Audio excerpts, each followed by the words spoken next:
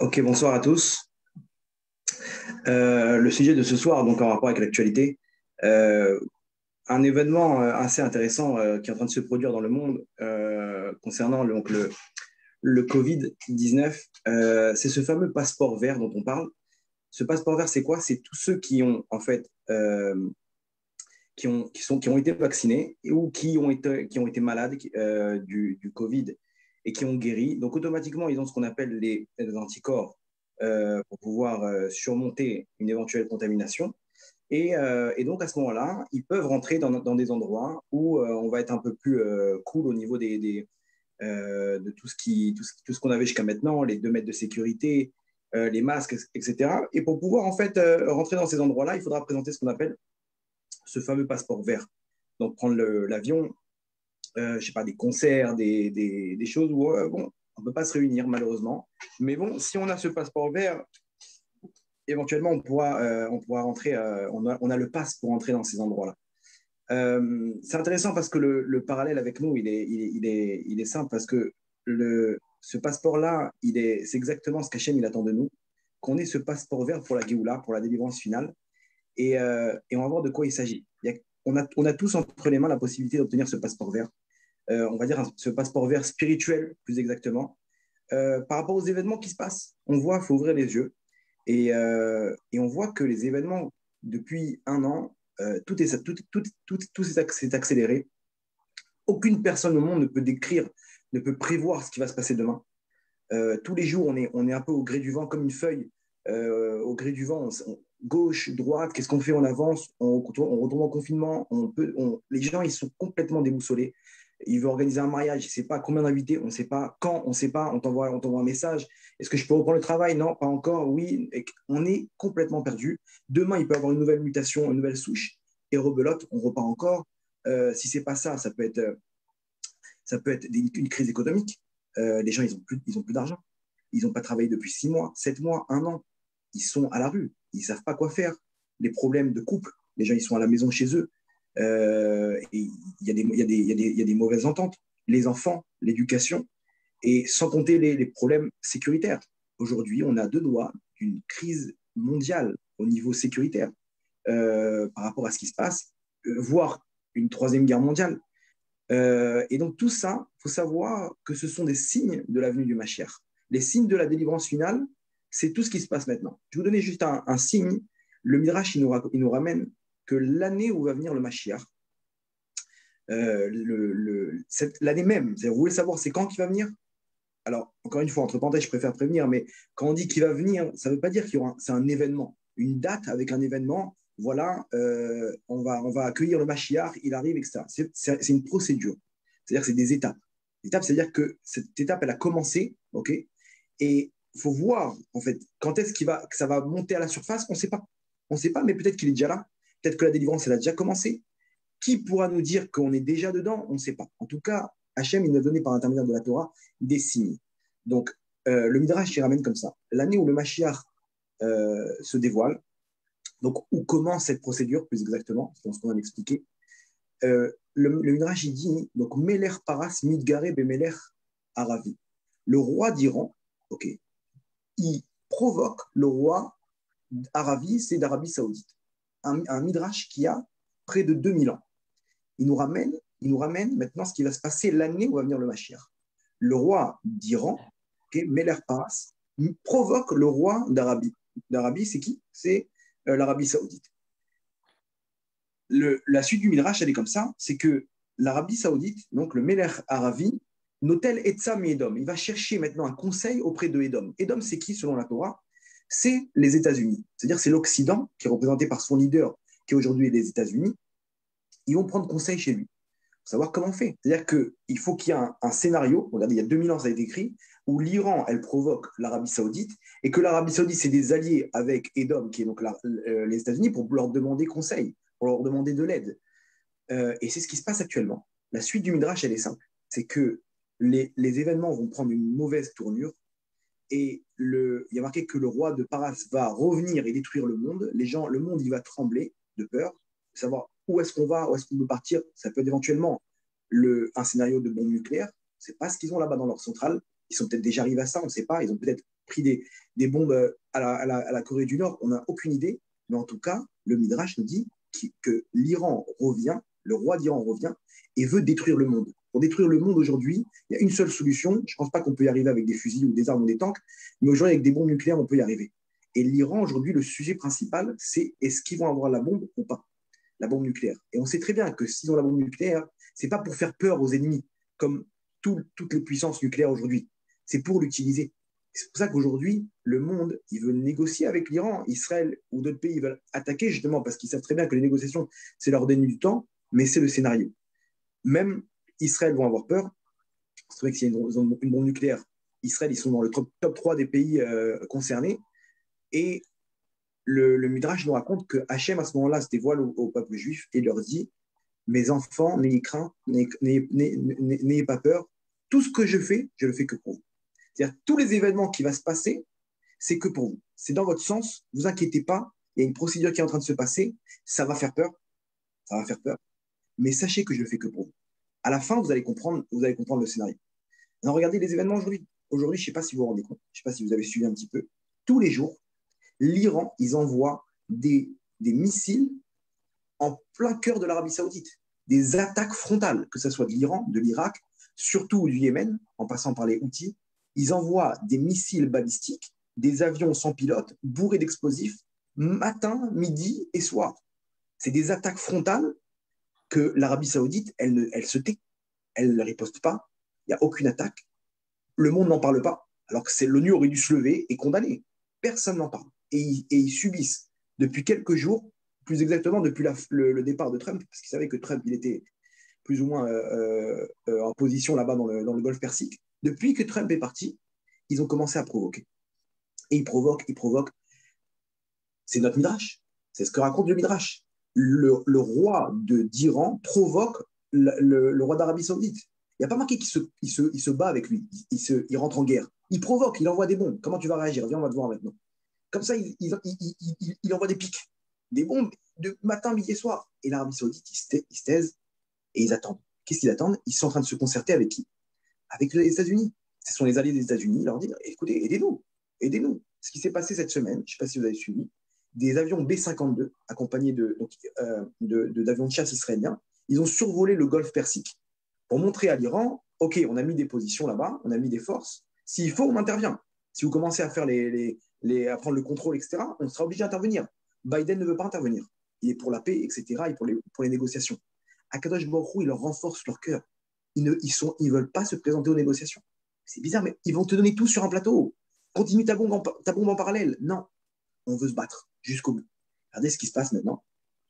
La semaine dernière, je ne sais pas si vous avez suivi, il y a un bateau commercial israélien qui est passé là-bas dans le Golfe Persique. Il a pris 2 missiles de la marine iranienne. C'est-à-dire que c'est une attaque d'une armée contre un intérêt israélien. 2 missiles, Baruch Hashem, il n'y a pas eu de mort, mais il y a eu des gros dégâts. Et normalement, c'est un début de guerre. On attaque un pays, c'est une attaque d'un pays. Israël, ils savent très bien que l'Iran, ils ont une dent contre eux. Israël, généralement, ils ne rigolent pas. Aucune riposte. Deuxième attentat, un pétrolier iranien, je pense que c'est il y a 10 jours, qui part de l'Iran pour aller en Syrie. Il passe devant les côtes israéliennes et là-bas, il lâche du pétrole. Alors, bien sûr, c'est une erreur, on est d'accord, etc., juste devant les côtes israéliennes, mais il y en a qui pensent que c'est vraiment un attentat. Et ils ont pollué là-bas l'eau israélienne, les plages israéliennes. Il faut savoir que 80% de l'eau potable en Israël, elle vient de l'eau de mer. Israël, ils ont des appareils ultra perfectionnés pour pouvoir filtrer l'eau de mer et la rendre de l'eau potable, concernant les besoins du pays et le manque d'eau potable en Israël. Donc, cette eau potable, elle est pleine de pétrole. Elle est dure à filtrer. Elle est peut-être contaminée, on ne sait pas. Mais en tout cas, c'est un attentat frontal. C'est-à-dire maintenant, l'Iran, oui, on ne peut pas prouver que c'est un attentat, etc. Mais Israël, ils savent très bien que ce n'est pas une erreur. Ils savent très bien, ils sont en train de prouver, etc. Et Israël, ils sont en train de perdre patience. Ils sont en train de perdre patience et ils ne veulent pas attaquer parce que Biden leur met la pression. Attendez, laissez-nous, on est en pleine négociation. Mais, comment dire, ils attendent que ça. Israël, ils ont les moyens d'attaquer. Ils préparent ça matin, midi et soir dans des entraînements. On les voit, les avions passer au-dessus d'eux. Ils font des allers-retours dans la mer, etc., du matin au soir. et ils attendent le moment pour attaquer. Ils veulent en découdre. Ça y est, ils ont ce qu'il faut. Trump, il n'est plus là, il ne veut plus nous aider, on fait le travail tout seul. Je ne sais pas si vous avez vu, mieux que ça, hein, c'est que prochainement, Netanyahou doit rencontrer une visite secrète dans un pays à l'étranger. Il y en a qui disent que c'est l'Arabie Saoudite, c'est le roi d'Arabie Saoudite. Pourquoi? Le prince. Pourquoi? Pour monter en place une attaque. Il faut en découdre. Maintenant, il y a eu la semaine dernière une interview à Fox News du ministre de la Défense israélienne, Benny Gantz. Alors regardez comment c'est intéressant. Il a montré là-bas dans l'interview une carte avec les différentes positions du Hezbollah dans le sud Liban. Et là-bas, il leur montre comment ils ont posté des hangars de missiles dans dans des populations civiles. Regardez ce qu'ils font. Ici, ils ont des hangars, ils montrent des photos. Il a toute une carte comme ça. Il a surtout voulu faire passer un message au Hezbollah. On sait où vous êtes, on sait ce que vous manigancez et on sait où intervenir. Le Hezbollah, ça ne leur a pas plu. Vendredi soir dernier, ils ont monté une attaque, la Syrie avec la Russie contre les insurgés là-bas en Syrie. Le Hezbollah, ils ont participé à l'attaque. Maintenant, ils ont des guerriers sur place, mais ils ont envoyé des missiles pour épauler les combattants syriens. Maintenant, ils ont envoyé un missile balistique, qui a fait du sud Liban jusqu'au nord de la Syrie. Il a touché sa cible dans une précision de 5 mètres. C'est quelque chose, c'est une surprise. Déjà, ils ont des missiles balistiques, et en plus, qui sont précis, qui vont à cette distance-là. Ça veut dire que demain, ils peuvent toucher la centrale nucléaire israélienne à Dimona. Cette distance-là, pour eux, c'est la même.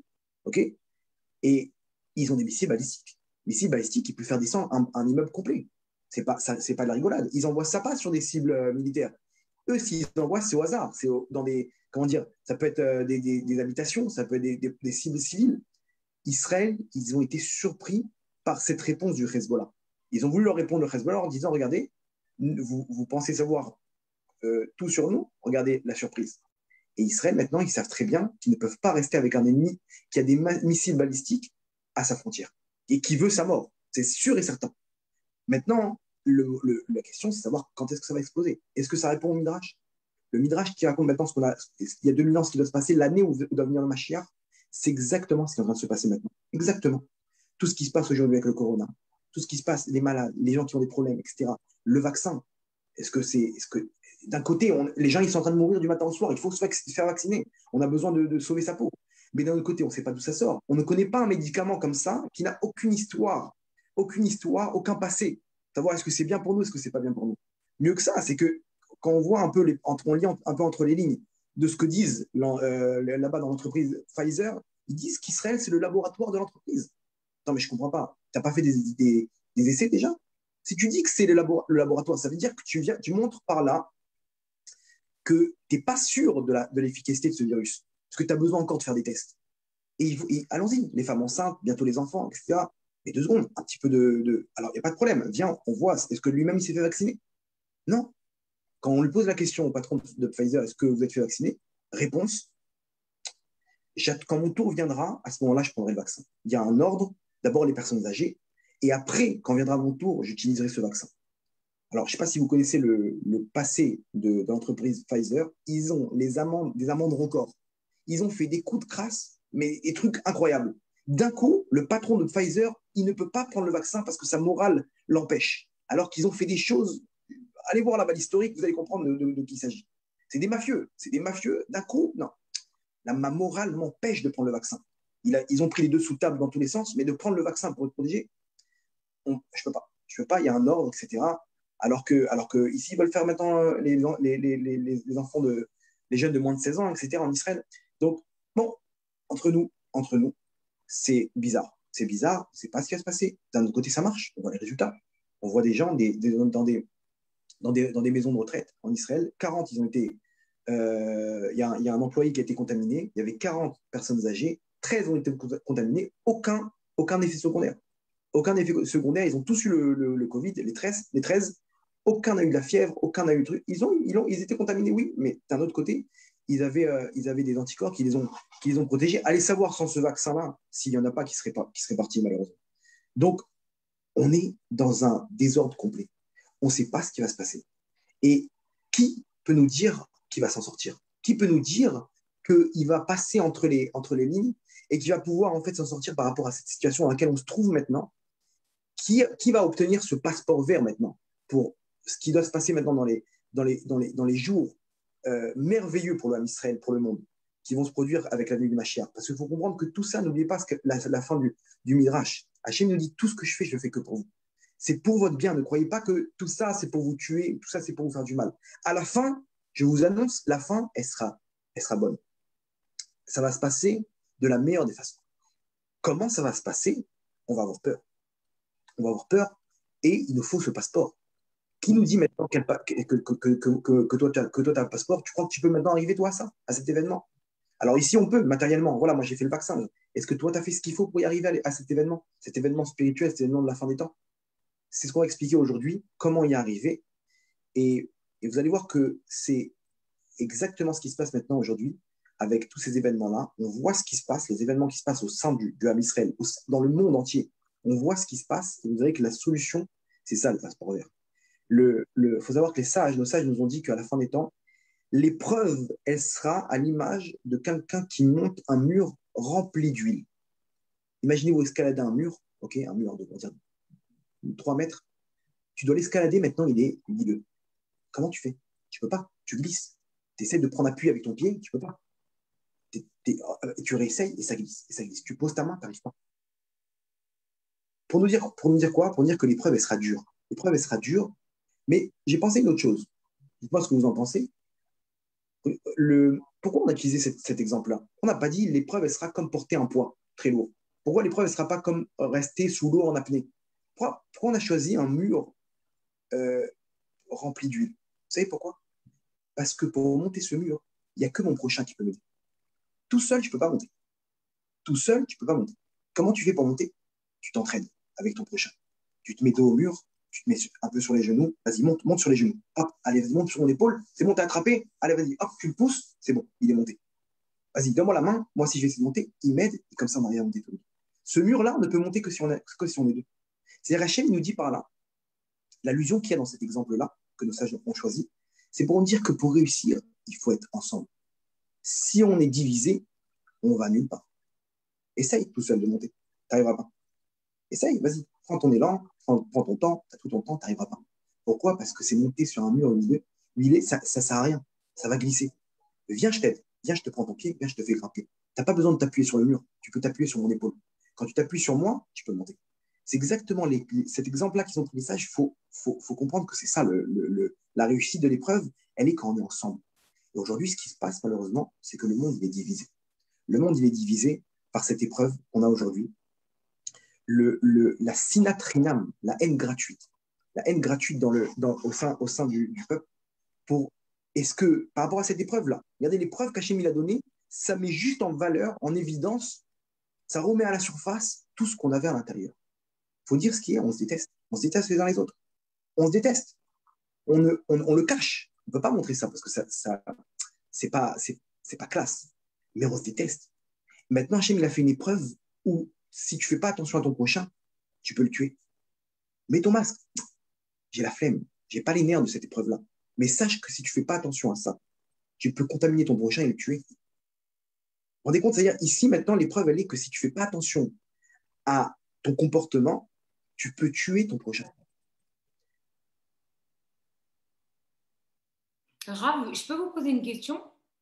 Oui. Je reviens sur tous les commentaires. Je ne sais Ouais. pas si vous avez entendu parler de l'Iguerot Kodesh de Rabbi Lubavitch concernant le vaccin. Et il y a beaucoup de gens connectés d'Israël sur Facebook qui disent qu'entre guillemets, faire le vaccin, c'est comme être idolâtre au veau d'or. Alors, c'est pour ça que je vous pose un peu les deux questions. Parce qu'il y a un C'est quoi cette source, elle vient de Igor Kodesh?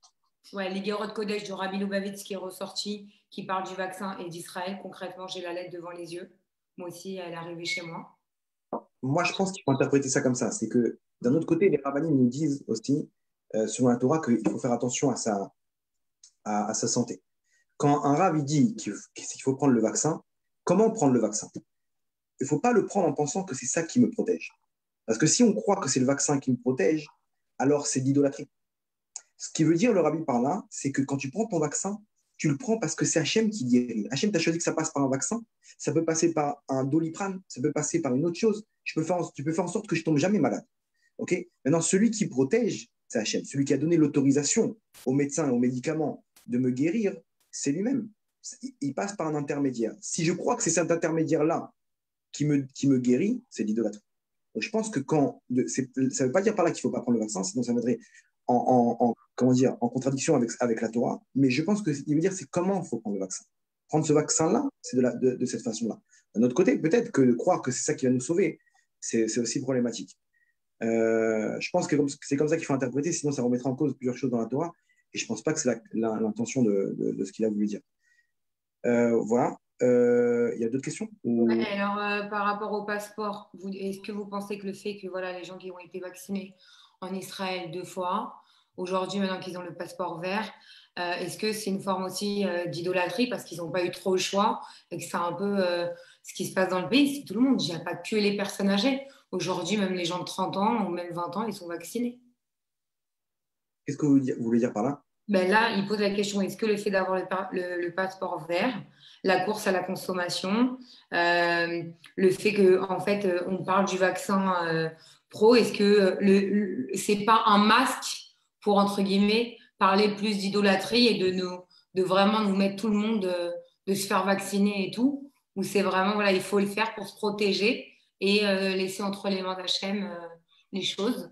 Alors, je vais expliquer dans la suite du cours un peu comment. Je vais vous dire, en fait, chaque cas, il est unique. On ne peut pas donner une ligne de conduite pour chaque personne. Pour une personne, c'est bien de faire ce vaccin. Pour une personne, c'est peut-être moins bien de faire ce vaccin. On va expliquer comment ça marche, si vous le voulez bien. Et comment dire. Et à ce moment-là, on va comprendre peut-être plusieurs choses. Si vous jugez que je n'ai pas répondu à la question, répétez-moi la question, s'il vous plaît, parce que je pense que la suite du cours répondra à cette question. Donc, ce qu'on disait, c'est comme ça. C'est qu'aujourd'hui, ce qui se passe avec le vaccin, je ne veux pas non plus faire un débat sur le vaccin, etc., savoir qu'est-ce qu'on doit faire ou pas. Je pense qu'il y a des grands d'Israël qui ont tranché. Moi, je vous dis juste aujourd'hui ce que cette histoire, elle apporte. Cette histoire, aujourd'hui, elle apporte, on avait ramené ça dans l'allusion même. Quand on prend le mot Pfizer en hébreu, ça fait Mephuzar. Mephuzar, ça veut dire, on avait dit ça déjà dans un cours, ça nous annonce qu'ici, cette histoire de vaccin, il va diviser. Mephuzar, ça veut dire éparpiller. Éparpiller, ça va éparpiller le peuple. D'un coup, on est devenu fou. On est devenu fou, on commence à, comment dire, quelqu'un qui n'a pas fait le vaccin, d'un coup, on commence à s'abattre sur lui excusez-moi le terme, mais comme l'Allemagne des années 30. Je ne peux pas rentrer dans les magasins, tu n'as pas fait ton vaccin. Tu poses la question à quelqu'un, comment ça va? Tu t'es fait vacciner? 2 secondes, ça va comme toi, qu'est-ce qui t'arrive? Aujourd'hui, on est obligé comment dire, de prendre cet avantage qu'on a, on va dire, en ayant fait le vaccin, et par rapport à ce que l'État nous met en place, que si tu as fait le vaccin, tu peux entre guillemets, tout te permettre, et on vient écraser son prochain avec. Celui qui a décidé maintenant dans son choix de ne pas faire ce vaccin, on vient l'écraser et lui montrer qu'il est, comment dire, oui, tu ne fais pas attention à notre santé, etc. Tu nous mets en danger. Je ne comprends pas. C'est-à-dire quoi, tu nous mets en danger? Tu nous mets en danger de quoi? Si tu penses que ce vaccin, il est efficace, donc tu es tranquille, et c'est moi qui suis en danger. Toi, tu es tranquille normalement. Si tu penses que tu es en danger, c'est que tu penses, ça veut dire par là que le vaccin, il n'est pas efficace. Donc, s'il n'est pas efficace, en quoi je suis différent de toi? Et les gens, ils sont là, ils essayent d'un coup, c'est devenu ils sont là pour des policiers, ils sont là pour mettre en place les choses. Il faut se vacciner, il faut faire, etc. Et ils donnent des ordres aux gens, quoi faire avec sa vie, etc. Et comment dire, et excusez-moi le terme, mais on écrase son prochain avec cette histoire. On écrase son prochain. Tu as ton avis, j'ai mon avis. Respecte. Et on parle sur les rabbinim, des rabbinim qui disent non, il ne faut pas se faire avec, etc. N'importe quoi, c'est quoi ce rap? Comment tu parles? Comment tu te permets de dire maintenant qu'est-ce qu'on doit faire dans notre vie? Ça, aujourd'hui, c'est quelque chose d'insupportable. C'est-à-dire que les gens, ils avaient ça en nous. On a tous ça en nous. On a cet ego qui vient prendre le dessus, etc. Aujourd'hui, Hachim est en train de faire une épreuve où on est en train de s'enorgueillir sur le dos des autres. Et parce que moi, j'ai fait le vaccin, parce que moi, je peux entrer, donc je suis supérieur à toi. C'est faux. C'est pas comme ça que ça marche. Regardez la preuve, c'est que cette épreuve même du corona, du Covid-19, regardez Hachem ce qu'il a fait. Il a fait rentrer tout le monde chez soi. Confinement général. Allez, séparez-vous. Séparez-vous. Je ne veux plus voir personne. Ensemble, vous ne vous entendez pas. Ensemble, vous ne vous entendez pas. Qu'est-ce qu'on fait quand il y a deux gosses comment dire, qui font des bêtises en classe? Qu'est-ce qu'elle dit l'enseignante? Elle dit, bon, viens devant. Viens t'asseoir devant. On les sépare. Pourquoi? Parce qu'ils ne s'entendent pas. Qu'est-ce qu'Hachem nous fait avec ça, avec cette histoire? Il nous sépare. Tu restes chez toi, toi aussi tu restes chez toi, c'est stop. À la synagogue, vous vous disputez, ok? Quand il y a des élections, vous vous disputez. Maintenant, ici, Hachem est en train de nous faire une épreuve. Il est en train de nous montrer combien cette histoire-là, elle est grave, combien on est devenu fou. Aujourd'hui, c'est la dictature. Tu dois faire le vaccin. J'ai pas envie de faire le vaccin. Je suis pas le vaccin. Tu vas m'obliger. Je suis même pas obligé de te dire ce que j'ai je suis obligé de te dévoiler ce que j'ai dans mon carnet de santé. Je suis obligé de te dire ce que j'ai dans mon carnet de santé. Si quelqu'un me dit, est-ce que tu as le diabète? Je sais pas, je suis pas obligé de te répondre. Les gens aujourd'hui, ils imposent de connaître la vie privée des gens, etc. Ça, c'est quelque chose de grave où aujourd'hui, il faut bien voir est-ce qu'on n'utilise pas cette histoire pour écraser l'autre. Attention, je suis pas en train de dire que c'est ça la vie. Il faut faire ce vaccin ou il faut pas faire le vaccin. D'un autre côté, je suis juste en train d'analyser ensemble. On réfléchit à votre maintenant sur ce qui se passe. D'un autre côté, comment dire, d'un autre côté, on sait très bien que il y a des personnes qui ont du mal avec cette épreuve. Ils ont du mal avec cette épreuve. C'est trop dur pour eux de faire attention à son prochain, les 2 mètres, le masque, etc. Donc, qu'est-ce qu'ils disent? Tout ça, le corona, ça n'existe pas. C'est des bêtises, c'est le truc, etc. Comment dire, c'est la mafia mondiale, etc. Ici, on vient attraper ça. Donc maintenant, automatiquement, quand il y a le vaccin, on ne peut pas faire le vaccin. Pourquoi? Parce que c'est des bêtises, tout ça. Il n'y a pas de maladie, il n'y a rien du tout. Et à ce moment-là, qu'est-ce qu'on fait? Pourquoi cette personne-là ne veut pas prendre en compte cette épreuve-là? Parce que c'est trop dur. Donc, vaut mieux dire que tout ça n'existe pas. Vaut mieux dire non, on ne se fait pas vacciner. Parce que de respecter son prochain, c'est impossible. Il y a des gens aujourd'hui, ils montent par là, peut-être qu'ils n'y croient pas, parce qu'ils utilisent ce drapeau-là pour faire en sorte pour pouvoir ne pas faire des efforts par rapport à leur prochain. C'est tellement plus facile si on dit que tout ça, ça n'existe pas. C'est tellement plus facile. Donc, c'est des bêtises. Il ne faut pas se faire vacciner. Il n'y a rien du tout, etc. Et d'un coup, ils sont devenus professeurs, les gens. Les gens, ils sont devenus professeurs. Vous savez ce qu'il y a dans ce vaccin? Et il y a des produits dangereux. Attends, mais 2 secondes.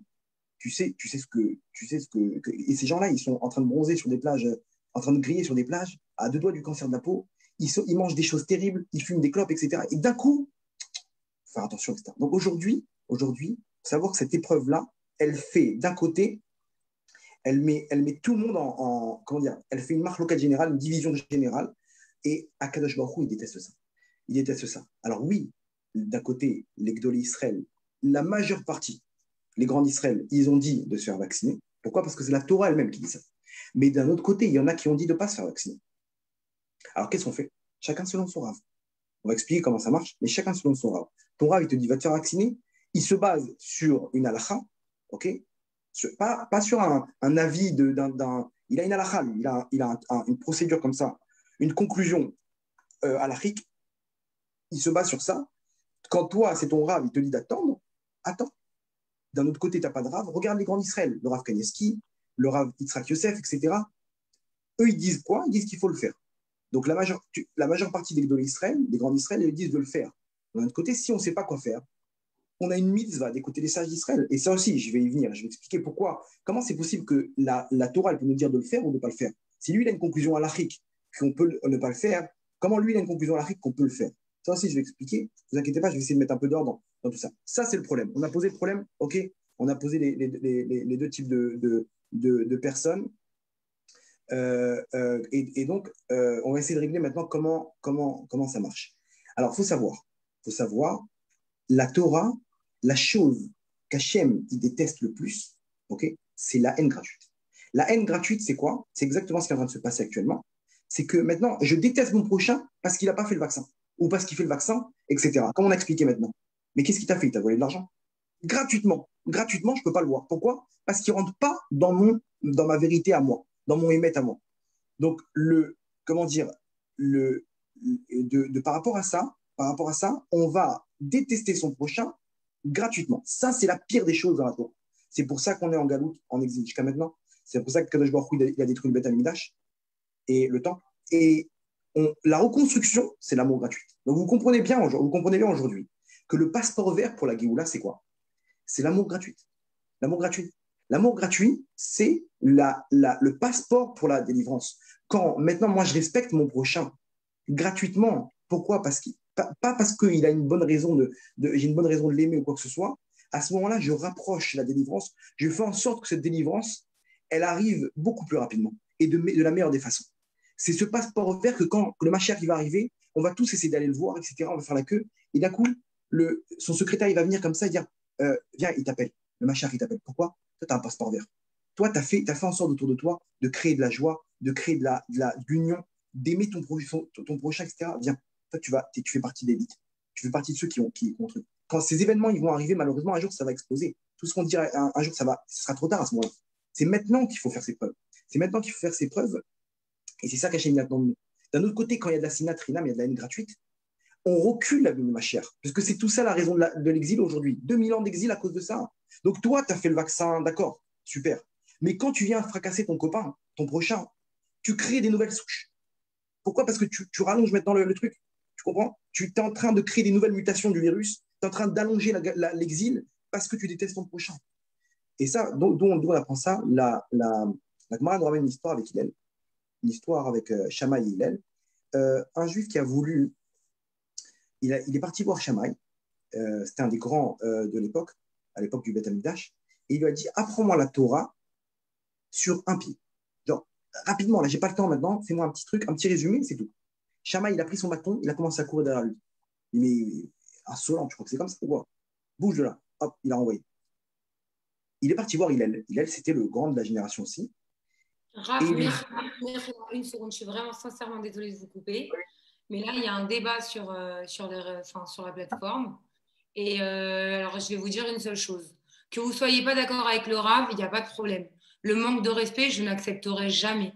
Donc, celui ou celle qui n'est pas content, vous n'êtes pas obligé de rester. On fait ça pour amener déjà des paroles de Torah, ce qu'il pense, ce qu'il a étudié. On est là aussi pour poser toutes les questions. On essaye d'aider tout le monde, mais je ne peux pas avoir tous les retours que je vois écrits. Le Rav est en Israël. Il connaît pas mal de choses. Et Rav, on est d'accord parce qu'il y a beaucoup de gens qui disent, en gros, vous amenez à pas vacciner les gens. Enfin, ils le comprennent comme ça. À quel moment j'ai dit ça? Alors, c'est ça. Donc, je préfère vous dire, je pense que revoyez le direct depuis le début. Je ne suis pas trop d'accord quand vous dites que le Rav est dangereux, parce que ce n'est pas du tout son discours. Il dit juste que ce que dit la Torah et ce que dit aussi de se faire vacciner et ce que les grands ont dit, c'est-à-dire c'est de se protéger. Mais ce n'est pas de tout miser sur le vaccin, c'est plus sur la Emouna et le bitachon envers Hachem. Donc, il faut comprendre aussi les mots et pas dire tout et n'importe quoi. Donc, je vous demande, je vous le dis, restez respectueux dans vos commentaires. Et si vous voulez continuer à suivre ce direct, respectez le Rav et respectez ma plateforme. Et il y a aussi Claude Njoya qui est invité et qui prendra la parole aussi avec le Rav pour poser des questions. Mais je vous demande juste de rester respectueux dans vos commentaires et surtout d'écouter de A à Z ce qui est dit.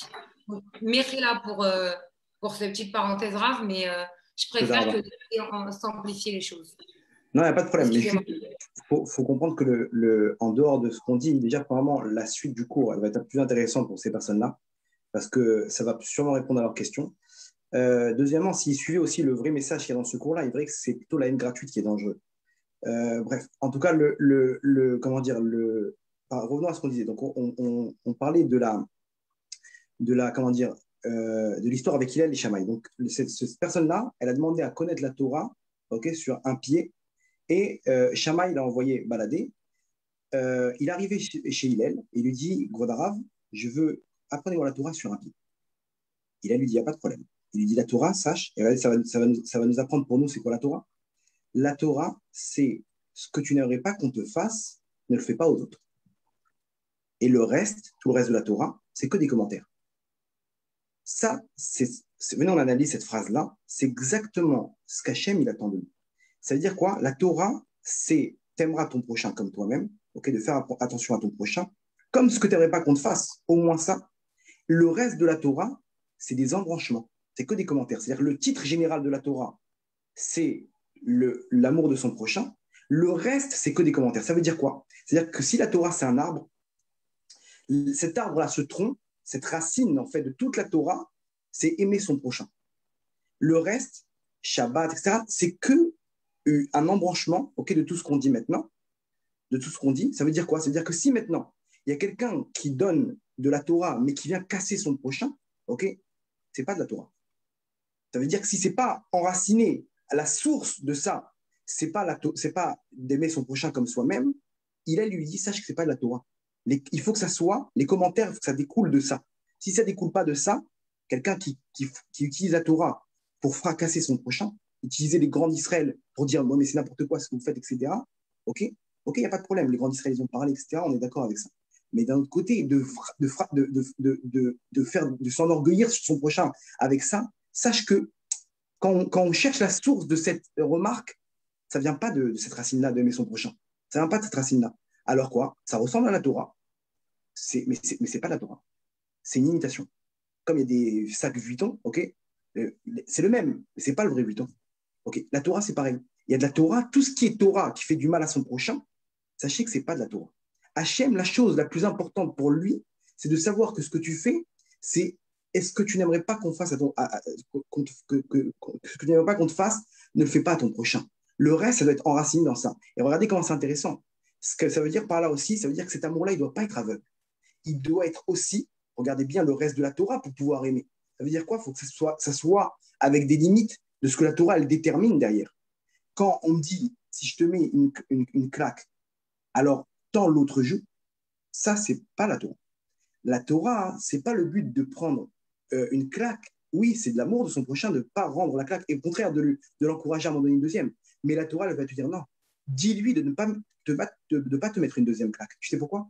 Parce que toi, c'est bien. Toi, t'aimes ton prochain. Mais lui, si tu le laisses te mettre une deuxième claque, tu alimentes chez lui son agressivité. Donc, lui, toi, tu vas aller au paradis, super. Mais lui, il va aller en enfer.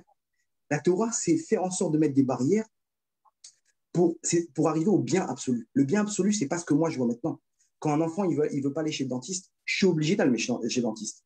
Mais il pleure, t'es méchant. Non, au contraire, c'est le bien absolu parce il va comprendre que aller chez le dentiste, ça l'a rendu service. Il va comprendre que quand je lui enlève sa console, c'est pas que je suis méchant, c'est le bien absolu. Pourquoi? Parce que grâce à ça, il va avoir des meilleures notes. Et grâce à ça, il va avoir le bac. Grâce à ça, il va avoir un job. Il va gagner de l'argent et il va être heureux. Ça a commencé là-bas, mais je croyais que papa, t'étais méchant avec moi. Pas du tout. Je t'ai mis des règles pour arriver au bien absolu. La Torah, c'est tu aimeras ton prochain comme toi-même. Attention, enrobé de règles que la Torah nous fixe. Ces règles-là, ok, c'est ça ce qu'il faut respecter. C'est ça qui me donne comment dire, est-ce que tu fais partie de ce passeport vert ou pas? On va voir où est-ce qu'elle est ta Torah. Est-ce que tu veux écouter les grands d'Israël en cassant ton prochain ou tu écoutes les grands d'Israël avec la Emouna? C'est ça qu'il faut faire. C'est ça ce qu'il faut savoir. Et là, on va voir où tu es placé dans tout ça. Hachem, cette épreuve-là, elle est en train de faire un tri, dans savoir est-ce que tu fais partie de cette règle-là, de ce qu'Hachem il attend vraiment de nous à partir de la Torah. Et vous voyez que ça ne s'adresse pas à des grandes sadikim ou à des moins grands, etc. Ça s'adresse à tout le monde. Tout le monde peut avoir ça en lui. Et ça, comment dire, cette différence, c'est ça ce qu'Hachem il attend de nous avec cette épreuve-là. Il y avait une histoire avec le Rav Mordechai Eliyahu. Le Rav Mordechai Eliyahu, c'était le grand rabbin d'Israël, à la Shalom. Il était, bon, entre les gens, il parlait beaucoup sur lui, etc., malheureusement. Des fausses rumeurs, et dans les journaux, des journaux religieux. Bon, le Rav, il n'a jamais voulu porter plainte ou les amener au tribunal, etc. Il aurait pu ramener beaucoup d'argent avec ça. Il n'a pas voulu le faire parce qu'il a pensé que c'était un Chiyuv Hashem de régler son problème là-bas dans les tribunaux qui ne sont pas selon la Torah. Par contre, son fils, un jour, ils ont dit que c'était un voleur. Et lui, il a porté plainte, le fils du Rav Mordechai Eliyahu, et il a gagné la somme de 92 000 shekels, okay, auprès de ce journal, par rapport à ce journal qui a balancé cette rumeur. Maintenant, le patron de ce journal, c'était lui-même un élève du Rav Mordechai Eliyahu. Il était aux États-Unis à ce moment-là, hein. Il ne savait pas ce qui s'est passé, etc. Il leur a dit qu'est-ce que vous avez fait. Bon, bref, toute une embrouille. Et il avait jusqu'à la fin du mois pour payer l'amende de 92 000 shekels, enfin les dommages. Il a essayé de récolter l'argent, etc. Il n'a pas réussi. Qu'est-ce qu'on fait à ce moment-là? Il est parti voir son Rav, le Rav Mordechai Eliyahu lui-même. Il lui dit que votre Rav, on est tombé, etc. Je ne savais pas. Il lui explique l'histoire. J'étais aux États-Unis à ce moment-là. Je fais attention d'habitude et tout. Et le Rav, il lui dit qu'est-ce qu'il a dit au tribunal? Il m'a condamné. Il t'a condamné. Alors tu payes. Mais Rav, j'arrive pas. Je n'ai pas les moyens de payer ça. Tout est retombé sur moi, etc. Il dit écoute, tu as un journal entre les mains. Faut que tu prennes conscience que tu as une responsabilité très grande. Tu peux briser quelqu'un, tu peux briser une famille avec ces fausses rumeurs. Cette responsabilité, il n'y a que toi qui peux la prendre. Tu prends cette responsabilité et tu payes. Et il a dit, mais Rav, mais comment je fais? J'ai pas un sou. Ils vont me mettre à la rue. Jusqu'à la fin du mois pour payer. Je n'ai pas trouvé l'argent. qu'est-ce que je peux faire, Rav? Aidez-moi. Le Rav lui dit juste que tu prennes conscience de ce que tu as fait. Demain, il y a quelqu'un qui va ouvrir le journal, il va voir que le fils du Rav Mordechai Yahu, il a volé. Alors que ce n'est pas vrai. Qu'est-ce qu'il va dire? Bon, les chiens font pas des chats, c'est-à-dire que le Rav lui-même, c'est un voleur. De toute façon, les rabbinim, c'est tous des voleurs. Laisse tomber, c'est tous des charlatans. Demain, il va entendre un cours du Rav à la synagogue, il ne va pas faire cas. À cause de ça, il va faire des avérotes. Pourquoi? Parce qu'il ne va pas entendre ce qu'on lui dit. Demain, sa femme, elle va être Nida. Il va devoir savoir si, oui ou non, elle est Nida, montrer ça à Rav. Mais non, c'est bon, t'inquiète pas, je connais, de toute façon, les Rav, ils valent rien, etc. Et il va faire des avérotes de carrette, il va tomber, il va aller au Guinam à cause d'une rumeur. Tu te rends compte? Tu peux briser des familles. Tu peux tuer des gens avec ça. Tu peux les amener dans le pire des Guinam à cause de 2, 3 mots que tu n'as pas contrôlés. Tu te rends compte de ce que tu as fait. Et entre parenthèses, de lancer des rumeurs. Aujourd'hui, les gens, ils sont sur Facebook et sur trucs, etc. En 2 secondes, ils peuvent briser des familles. Lancer des rumeurs et lui, il a trompé sa femme, etc. Mais tant que tu n'es pas sûr, ne dis rien. Parce que tu peux tuer une personne, tu peux tuer des enfants que leurs parents, ils vont divorcer à cause de ça, à cause de ces rumeurs-là. Donc, il lui raconte tout ça. Le mec, il commence à fondre en larmes. Il commence à pleurer, il dit, Rav, j'ai pas fait attention à la gravité de mes mots. Je vous demande pardon, Rav, je vous demande pardon, je veux parler à votre fils, je vais lui demander pardon, je paierai toute la somme s'il faut. Il n'y a pas de problème. Il va pour se lever. Le Rav lui dit, attends. Il ouvre le tiroir, il sort son chéquier. Il écrit 92 000 shekels sur le chèque, il lui dit, tiens, donne ça à mon fils. Ne lui dis pas que c'est moi. OK? Il n'y a pas de problème. Il lui dit, mais Rav, vous rigolez, je ne veux pas que c'est cette somme. Il lui dit, c'est bon, t'inquiète pas, tout vient d'en haut, prends cette somme et va faire ce que tu as à faire avec. Pourquoi? Parce que le but, c'est cette faute-là que tu as fait. Une fois que tu as pris conscience de la faute, il n'y a pas besoin de ça. Il n'y a pas besoin. Ça, c'est la Torah. La Torah, c'est le bien absolu. Elle va nous donner les règles qu'il faut. Et écoutez bien, comment aimer son prochain? Attention, aimer son prochain en lui montrant que ce qu'il a fait, c'est grave pour pas qu'il recommence. Pour l'éduquer, pour l'amener dans le droit chemin, pour l'amener dans le monde futur. Vous comprenez? Ça, c'est le bien absolu, ce que la Torah elle donne. Alors, OK, maintenant revenons à notre histoire. Il y a une marloquette entre les rabbinim aujourd'hui. Quand le Rav Kook, aujourd'hui de Tibériade, OK, le Rav Tzion Boharon, ils disent, et le Rav Moshe Tzadka, ils disent qu'il faut attendre avant de se faire vacciner, on ne peut pas mettre de côté ces rabbinim. Alors vous allez me dire, mais comment ça se fait que les grands d'Israël à côté, ils disent de se faire vacciner? Oui, alors il faut suivre les grands d'Israël. Mais si toi tu fais partie de ces rabbinim-là, tu dois écouter ce qu'ils disent. Alors revenons à la question qu'on avait posée en début du cours. Comment ça se fait que d'un côté, un rab, il a une conclusion à l'achik, la majeure partie des rabbinim, ils ont une conclusion à l'achik qu'il faut faire ce vaccin-là, et de l'autre côté, on a des rabbinim qui ont une conclusion à l'achik qu'il faut attendre avant de faire le vaccin. Ils n'ont pas dit qu'il ne faut pas faire le vaccin, ils ont dit qu'il faut attendre avant de faire ce vaccin. Alors regardez comment ça marche. Je vais vous expliquer, c'est un petit peu compliqué, je vais vous expliquer en 2, 3 phrases, vous allez essayer de comprendre. Le corps, selon la Torah, il est fait, un juif plus exactement, il est fait avec son corps. À l'intérieur du corps, on appelle ce qu'on a le Nefesh Behemi. Ça, c'est le Rabbi Chaim Vital dans son livre Sha'ar Boucha qui explique. Nefesh Behemi, on va traduire ça comme la Neshama matérielle. OK? Et encore à l'intérieur, il a ce qu'on appelle Nefesh Eloki, l'âme Eloki divine, OK, d'Hachem. Les goïms n'ont pas cette troisième forme qui est Nefesh Eloki. Donc, l'un, il influence l'autre. Okay, le Nefesh Eloki reçoit la lumière, il transmet au Nefesh Behemi, qui transmet au corps. Okay, si je fais du mal à mon corps, je fais du mal qu'à mon corps. Si je fais du mal à mon Nefesh Behemi, à mon âme spirituelle, je fais du mal et à mon âme spirituelle, et ça se répercute sur le corps. Vous allez voir comment c'est intéressant. Alors, s'il y a une avéra qui est faite, le Nefesh Eloki, lui, il s'en va. Il s'en va, mais celui qui est touché, c'est l'âme matérielle, le Nefesh Behemi. Okay, si vous me suivez jusque-là. Alors, regardez comment ça se passe. Si quelqu'un il mange des frites et il boit de la bière du matin au soir, il fait du mal à son corps, à son foie plus exactement, il va s'éclater le foie. OK? Donc il va prendre des médicaments, il va faire ce qu'il faut, etc. Il va guérir. Maintenant, il y a des gens qui mangent ce qu'il faut, qui font attention à leur corps, et pourtant qui ont des problèmes de foie ou de vésicule biliaire, par exemple. Okay, ces gens-là, ils ont fait du mal à leur nefesh BMI.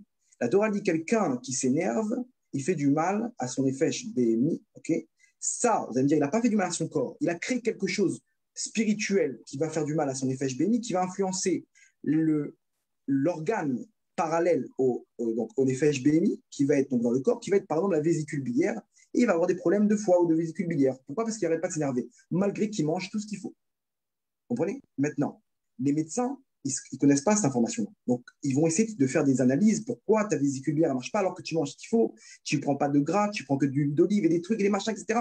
Et ils vont dire, on sait pas, donc il y a un problème, c'est peut-être génétique, etc. La Torah nous dit non, il y a des forces spirituelles qui ont été touchées, qui influencent sur le corps matériel. Les Chinois, entre parenthèses, ils ont compris ça. Ils ont compris qu'il y avait une histoire de force à l'intérieur. C'est toute l'histoire de l'acupuncture, de venir évacuer les forces à droite, à gauche. Ces forces-là qui ont été créées par la colère, par exemple. Donc, quelqu'un qui n'arrête pas de s'énerver, on va lui dire fais un petit peu d'acupuncture, il va se détendre et automatiquement, il va enlever ses problèmes de vésicule biliaire, alors qu'il mange comme il faut. D'accord? La Torah dit mieux que ça. Elle te dit c'est quoi l'origine de ce problème. Non seulement elle te dit c'est quoi l'origine, c'est-à-dire c'est pas comment tu dois enlever ça. Elle te donne l'origine de ça, et elle te dit comment ne pas t'énerver. Comment ne pas t'énerver et de faire en sorte que tu ne touches pas à ça. Ça veut dire quoi? Ça veut dire. Vous avez une question, excusez-moi? Non, non, allez-y, je voulais juste finir. Après, juste, j'ai une question. Mais oui, allez-y, Raph. Maintenant, la Torah nous dit comment ne pas arriver à ça. Nos sages dans la Torah nous expliquent comment ne pas s'énerver, donc ne pas créer l'origine de ces problèmes. Ok. Maintenant, vous comprenez bien que écouter ce qu'il y a dans la Torah, ça vient donc nourrir mon effet BMI, qui va donner donc cette âme spirituelle, qui va donner donc, qui va alimenter, ok, mon corps. Donc, si tout va bien, voilà. Maintenant, faut comprendre que, entre parenthèses, le cancer, c'est quoi? C'est des cellules malignes, en fait, qui ont dégénéré, ok? Qui sont folles, qui sont devenues folles, plus exactement. Le Rambam dit que quand quelqu'un il fait une faute, il s'amène maintenant un rouach tout, un vent de folie.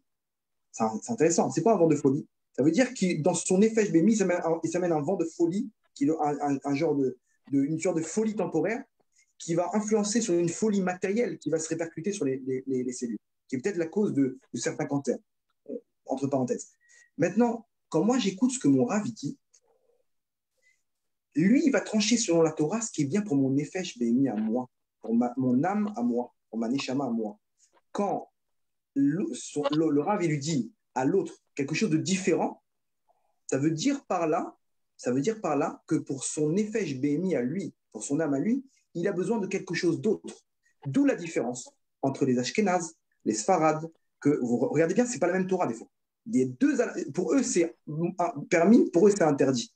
C'est bizarre. Comment c'est possible que cette même Torah, elle nous dit que lui, c'est permis, lui, c'est interdit? Comment c'est possible que ces rabbinim-là, ils disent qu'il faut se faire vacciner et des rabbinim, ils disent qu'il ne faut pas se faire vacciner? Comment c'est possible? C'est quoi? Parce que chacun, il a son rôle sur Terre. Chacun, il a son rôle sur Terre et il faut comprendre que selon spirituellement la mission que je dois faire sur Terre, pour ça, j'ai un trajet, j'ai une procédure à remplir qui est spirituelle et qui est aussi matérielle. Et ce n'est pas la même pour tout le monde. Alors, comment c'est possible? Regardez, même dans la médecine, c'est comme ça. Dans la médecine, il y en a qui vont leur dire mets-toi au soleil. Pourquoi? Parce que tu as besoin de vitamine D. D'un autre côté, l'autre, on va lui dire ne te mets pas au soleil. Pourquoi? Parce que tu peux avoir un cancer de la peau. Ça peut être dangereux pour toi. Tu as des grains de beauté, tu t'éclaires de peau, etc. Mais je ne comprends pas. Il faut qu'ils se mettent d'accord, les médecins. D'un côté, c'est bon pour lui le soleil. D'un côté, c'est pas bon pour lui le soleil. Non, ça dépend de quel corps il a. Ça dépend de quelle situation dans laquelle il se trouve maintenant. Au niveau de la neshama, de l'âme d'un homme, c'est exactement pareil. Il y en a, il a besoin d'écouter son rave, de faire tel et tel mitzvot. Il y en a, il a besoin d'écouter son rave pour faire tel et tel mitzvot. Aujourd'hui, le problème, c'est quoi? C'est que moi, je vais prendre ce que je suis venu faire sur Terre et je vais écraser l'autre avec. Je vais imposer mon émet à moi. Et c'est pour ça qu'il y a tout plein de différences dans l'âme Israël. Il y avait 12 tribus.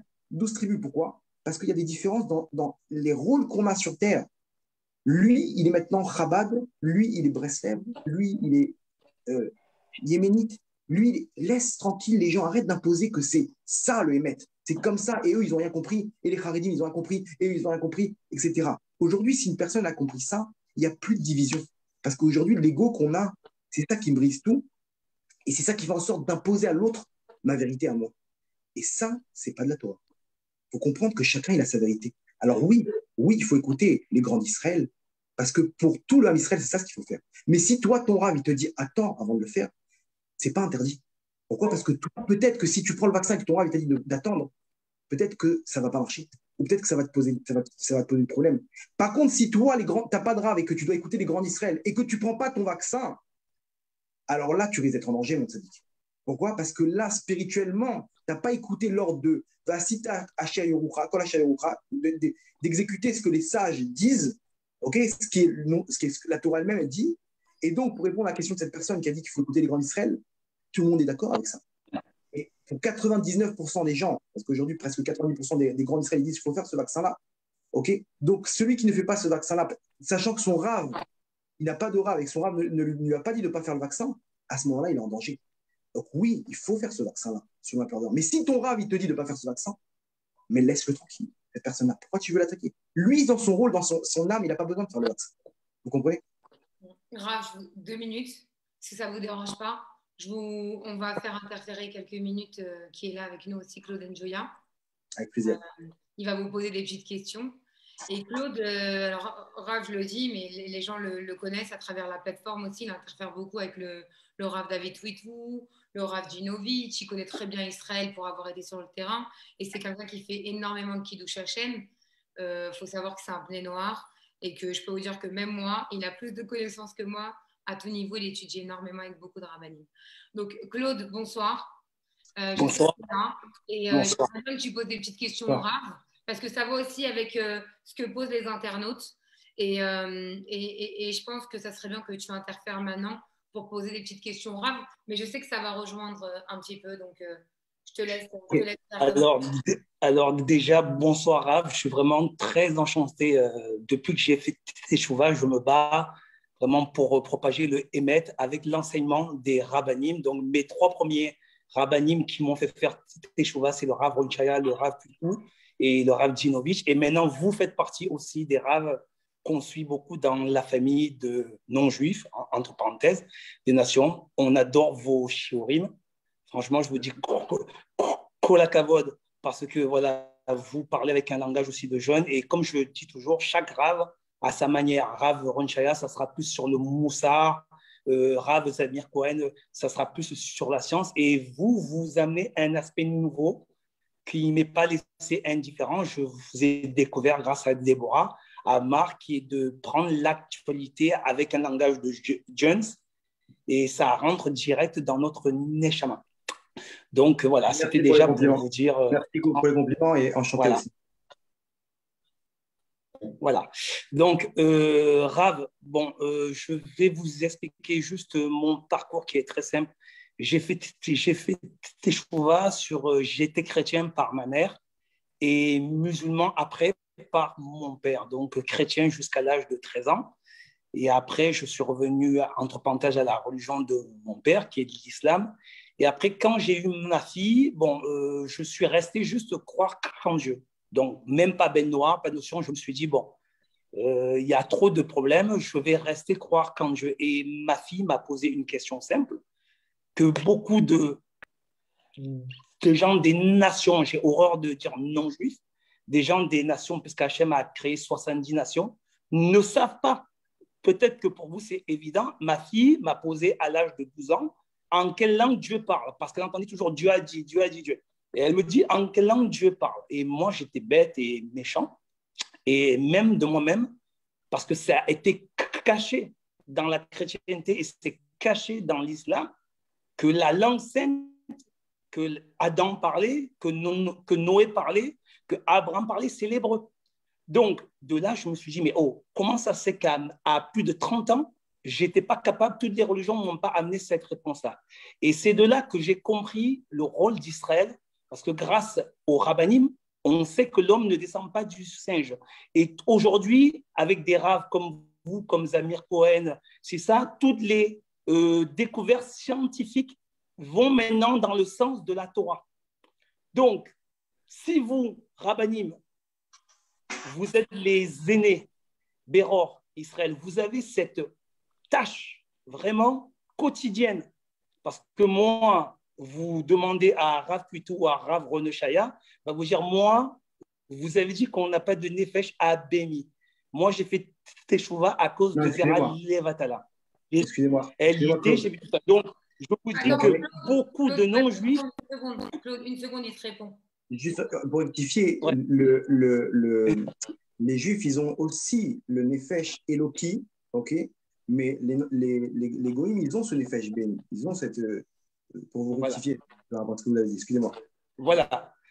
Moi, ce n'est pas mon rôle, hein, mais j'ai eu un data tarton, vous en avez compris, j'ai vu le Malaramavet, sans prétention, j'ai fait Teshuva, parce que j'ai vu mon père qui est venu en Gilgoulim en chat. Vous voyez, c'est des trucs fous, hein. Pourtant, je suis goyim, je travaille avec David Guetta, j'ai des disques d'or, je n'ai pas tout laissé tomber, mais j'ai arrêté toutes mes avérotes parce que je me suis retrouvé, je faisais beaucoup de recettes, beaucoup de sedaka. Je me suis retrouvé à avoir des problèmes à cause de Zeral Levatala. Pourtant, j'étais célibataire.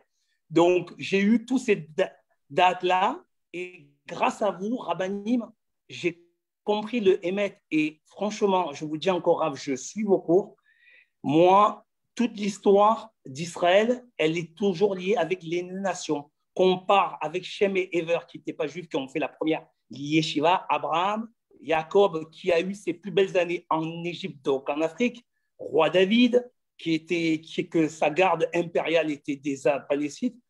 Il y a des choses, je vous demande vraiment solennellement, vous avez un devoir vraiment quotidiennement de accès au cours aux nations parce que le Baal Shem Tov a dit que la Géoula viendra quand la Rassidoute, donc la Kabbalah avec du langage d'enfant, sera répandue dans les nations. Et malheureusement, beaucoup d'amis à moi suivent vos cours et suivent les cours du Rav Ron Chaya et du Rav Djinovitch et du Rav Kutou, mais quotidiennement, on n'a pas notre dose de Rassidoute. On est comme une équipe de foot. Donc, c'est ça que j'aimerais que vous parliez de ce point-là, que pourquoi il n'y a pas la Géoula aussi, c'est parce qu'on m'a toujours dit que la Torah, c'était que pour les Juifs. Voilà, je vous laisse la parole. En tout cas, c'est un très beau parcours ce que vous avez fait, c'est très grand parce que dans le monde dans lequel vous étiez, d'arriver à cette vérité, c'est pas simple, c'est presque impossible. Je ne sais pas si quelqu'un aurait pu parier sur vous dans le chemin, dans l'objectif que vous avez atteint. Et bravo. Donc voilà. Concernant votre remarque, vous avez raison. La chassidoute aujourd'hui, c'est ce qui donne un peu ce qui ramène un petit peu le côté kabbalistique, le côté mystique de la Torah, comment dire, à tout le monde. On va dire aujourd'hui, quand on parle de quelqu'un, on parle de la Kabbalah à quelqu'un, il va dire non, c'est pas pour moi, c'est pour les hauts niveaux. Alors que c'est le but. Le but, c'est de savoir comment ça marche, de savoir comment les choses elles sont faites, pour sortir un peu le secret et comprendre un peu le pourquoi du comment. Et quand on comprend le pourquoi du comment, on comprend d'où on vient, d'où notre Neshama vient, où on va. Alors, ça change tout. Parce que sinon, ce monde-là, il ne vaut rien. Ok, c'est bon, j'ai ce qu'il faut, je suis riche, j'ai toutes les femmes du monde, etc. Et après on a tout ça, je ne l'emporte pas avec moi dans la tombe. Ça ne mène à rien. J'ai rien gagné de tout ça. Quand une personne elle commence à analyser tout ça et se dire, mais attends, mais qu'est-ce qu'on fait là? Je suis en train d'apprendre des études pour être médecin, mais ça sert à quoi? On peut mourir du jour au lendemain. Je suis en train de faire. Et la personne, d'un coup, elle se dit, mais alors à quoi ça sert? Si Dieu existe, quoi, il s'ennuie, il a créé un monde pour rien. Et aujourd'hui, de dévoiler le pourquoi du comment, ça donne un but à notre vie. On sait qui on est, d'où on vient et où est-ce qu'on va. Je vais vous raconter une histoire et peut-être ça va me donner un sens plus exact à ce que je suis en train de dire. Il y avait en 2007, dans un métro à Washington. C'était en plein mois de janvier, il fait froid, les gens en plein heure de pointe, donc ils passent, ils sont avec leurs enfants, ils sont avec leurs affaires, etc. Et là, d'un coup, il y en a un qui s'installe avec son violon. Il ouvre donc la boîte du violon, il sort son violon, il s'installe là-bas dans le métro et il commence à jouer donc une symphonie. Et les gens, ils passent, ils commencent à écouter, ils se tournent. Bon, au bout de 10 minutes, il reçoit son premier dollar. OK. Bon, il y a beaucoup d'enfants qui sont arrêtés, mais ils se sont fait traîner par leurs parents. Allez, on est en retard. On va dire sur 1 heure de temps, il a récolté 30 dollars. Il y a peut-être une vingtaine de personnes qui s'est arrêtées, pas plus de 2-3 minutes. Les gens, ils sont pressés, ils ont leur vie, etc. Et comment dire, il a fermé il a récupéré son argent, il a rangé son violon et il est parti. Cette personne-là, c'était qui? C'était, je ne sais pas si vous connaissez, un des plus grands violonistes au monde. Il s'appelle Joshua David Bale. Okay, c'est un des plus grands violonistes au monde. Et il a fait là-bas une symphonie, une des plus dures au monde à réaliser. Il a fait, là-bas dans le métro, il a réalisé cette symphonie-là, un truc hyper dur à jouer avec son violon. Et son violon qui vaut, écoutez bien, 3,5 millions de dollars. Là-bas, c'est une expérience qu'a fait le Washington Post pour montrer que les gens, ils sont dans leur monde, ils sont dans la folie de ce monde. Qu'est-ce qu'on fait? Combien d'argent on va recueillir? Ils ne prêtent même pas attention que ce mec-là qui a joué du violon juste à côté d'eux, l'avant-veille à Boston, il a rempli une salle entière à 100 $, 100 $ le billet. 100 $ le billet, il a rempli une salle entière. Ils avaient devant eux cette symphonie. Comment dire, ils n'ont pas fait attention. Aujourd'hui, le Covid, il a arrêté le monde. Il a arrêté le monde et les gens, ils commencent à s'arrêter, à prendre conscience de où est-ce qu'on va, qu'est-ce qu'on fait. Aujourd'hui, malheureusement, Hachem il est en train de nous montrer au niveau technique ce qui est en train de se passer. Il est en train de se passer aujourd'hui que Dieu il est en train d'arrêter le monde pour qu'on prenne conscience de tout ça. Il est vrai qu'avec la chassidoute, on peut arriver à cette conclusion. Il faut comprendre qu'Hachem il est en train de faire ça. Les gens, ils prennent conscience qui on est. Est-ce que je suis en train de passer à côté? Écoutez, ce mec-là, sa prestation, elle vaut 30 $, alors que l'avant-veille, c'était des milliers de dollars. Est-ce qu'on n'est pas en train de passer à côté de nous-mêmes? On est en train de faire quelque chose qu'on nous impose, etc. Mais on est peut-être en train de passer à côté de la vraie personne que je suis. On m'impose d'être médecin parce que c'est bien d'être médecin. On m'impose d'être avocat parce que c'est bien d'être avocat. On m'impose des choses, etc. dans ce monde-là parce que la société me l'impose. Mais qui tu es vraiment? Ce que vous avez fait, vous, dans ce parcours-là, c'est incroyable. Et aujourd'hui, Hachem, il est en train de faire ça, même sans la racine. Les gens, ils sont en train de prendre conscience de ça. Ils sont en train de faire des choses par rapport à ce qui se passe. Ils sont en train de prendre conscience qu'il y a un but dans ce monde-là et ils se réveillent. C'est vrai que la chassidoute, c'est ça qui apporte le côté mystique de la Torah à tout le monde, même aux non-juifs. Et on répète, la Géoula, quand on parle de la Géoula, c'est quelque chose de bien pour le monde entier. J'ai précisé au début, c'est pas que pour les juifs. C'est vrai que les juifs, ce sont les fils aînés d'Akadosh Baruch Hu. C'est eux qui doivent montrer l'exemple, c'est eux qui doivent illuminer, c'est eux qu'Hachem il a utilisé pour dévoiler cette Torah. Mais n'oublions pas qu'il y a marqué qu'Hachem doit être Melech al Kol Haaretz, il doit être roi sur toute la terre, pas que sur Israël. Voilà. Vous comprenez? Voilà. C'est pour ça que, Rav, je vais rebondir.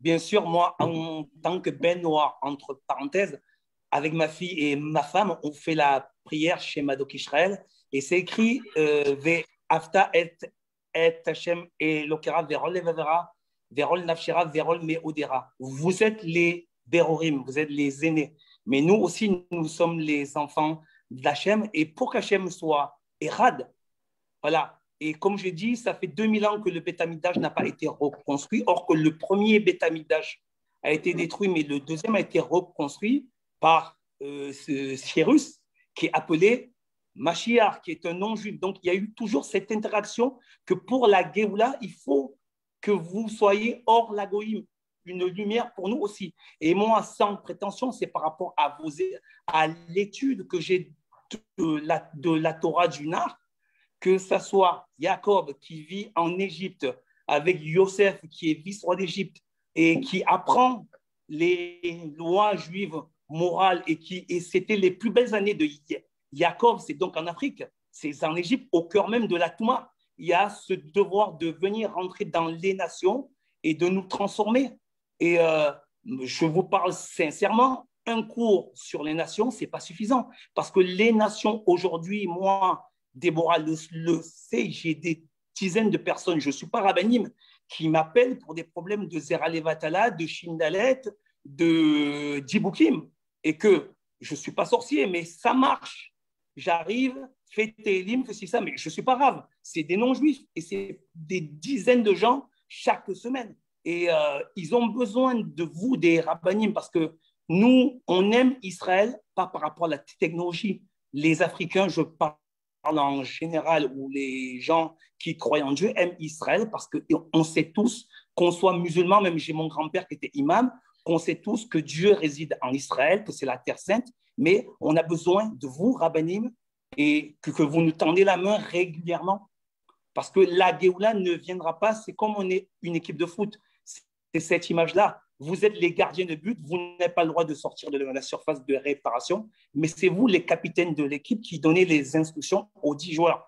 Al-Kadosh Barou, c'est l'entraîneur, mais c'est vous qui avez les instructions pour qu'on gagne le match contre donc Amalek, contre toutes les forces négatives du Sitra Hara. Mais malheureusement, beaucoup de rabbinim, de temps en temps, vous le faites, Rav Tutu le fait, Rav Dinovic le fait, mais ça doit être régulier parce que on a besoin de vous et vous avez besoin de nous pour la Géoula, pour qu'Hachem soit Erad. Voilà. Est-ce que vous pouvez vous engager à essayer de faire au moins une fois par semaine un cours pour les Ben Noirs pour qu'on accélère cette Géoula-là?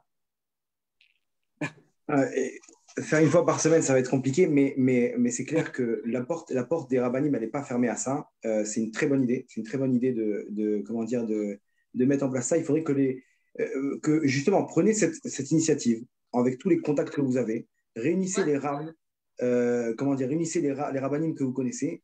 Et comme vous avez compris un peu avec le cours qu'on a fait maintenant, déjà, on a pas mal de problèmes au sein du Ham Israël. Maintenant, la porte n'est pas fermée aux non-juifs. Il est clair que quand on y arrivera à ce moment-là, vous verrez que le Mashiach, c'est exactement le rôle qu'il aura. Le Mashiach, quand il va se dévoiler, il va amener cette lumière que les rabbinim, ils amènent des petites étincelles, chacun un petit peu d'étincelle. Le Mashiach, il va arriver à donner cette lumière-là qui va nourrir le monde. Et il va faire en sorte de parler à chacun d'entre nous, qu'il soit en Afrique, aux États-Unis, ou en Asie, ou quoi que ce soit, qu'il soit juif ou non juif, et il va donner un message éternel et universel. Maintenant, de prendre cette initiative-là, de monter quelque chose avec plusieurs rabbinim qui font un cours et qui donnent ça à des gens que vous avez vous-même réunis autour du monde qui vous suivent et qui sont intéressés à cette lumière-là, c'est très possible. Moi, je peux aider à ça. Une fois par semaine, c'est un peu compliqué avec l'emploi du temps que j'ai, mais de le faire, oui, je peux, je suis Une fois par mois, alors. Bah, en fait, Raph, c'est parce qu'il est en train de vous dire qu'ils vous suivent beaucoup, qu'ils vous ont connu sur ma plateforme à moi, voilà. Et que maintenant ils vous suivent, ils sont quand même beaucoup à vous suivre. Ils sont aussi là sur le direct. Voilà, ils sont rapprochés par les paroles des rabbinim. Et voilà, entre guillemets, ils appellent à ce qu'on parle un peu plus de Chassidut pour amener de la lumière, en tout cas, à toutes les nations, en fait. Voilà. D'accord, mais au moins voilà. Plaisir, bien sûr, même moi, je prends conscience ce soir avec toutes les questions posées. Et Rav, moi, je vais juste rebondir sur quelque chose. Est-ce que vous pensez que les choses naturelles, sans vaccin, en fait… Ah, ben c'était ma question. Claude aussi. Voilà, moi, je n'ai pas besoin de parler. Voilà, c'était ma question. Est-ce que vous pensez que les choses naturelles, parce que ça existe aussi dans d'autres pays et ça a été démontré, que voilà, de ne pas se faire vacciner, de prendre des choses entre guillemets, des remèdes, ou par des plantes ou par des choses, de prendre par exemple toutes les défenses immunitaires, de prendre le maximum de vitamines. Est-ce que vous pensez quoi par rapport à ça? Parce qu'il y a aussi des questions tournées sur ça. Tout ce qui est de base naturelle. Moi, je suis pour ces choses-là. Moi, de base, je consomme que des choses naturelles et j'essaye de faire attention à ce que je mange, etc. Donc, je suis entièrement d'accord avec ça. D'un autre côté, je vais vous dire, quand les rabbinim me disent qu'il faut faire ce vaccin, ils prennent en compte un autre problème. C'est quoi le problème? C'est que quand je prends ce vaccin-là, je peux neutraliser plus rapidement ce virus et je peux empêcher la contamination. Il y a deux choses. Il y a faire attention à ma vie, à moi, et faire attention à la vie des autres. Quand je prends ces remèdes naturels, je me protège, mais je peux quand même contaminer. Alors, je ne sais pas si ce vaccin-là, il empêche à 100% de ne pas contaminer, okay, mais il est clair qu'il réduit considérablement les chances de contaminer autrui. Et ça, c'est un élément qu'il faut prendre en compte aussi.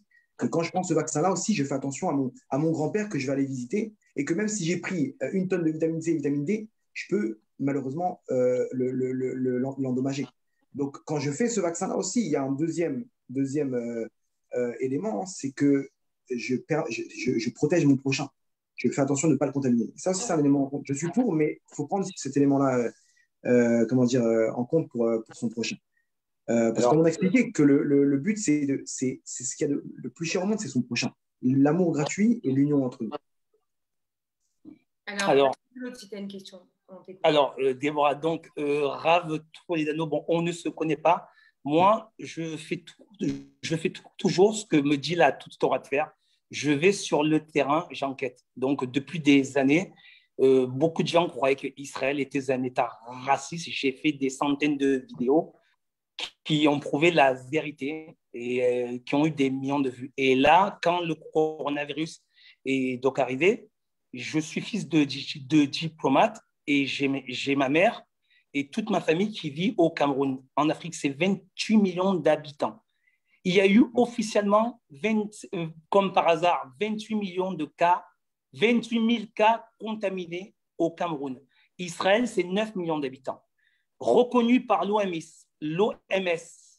27 950 guérisons avec des traitements naturels, voilà, écorce d'arbres, plantes, Et sachant qu'il y a une ambassade d'Israël au Cameroun, donc dans mon pays natal, j'y étais encore au mois de janvier.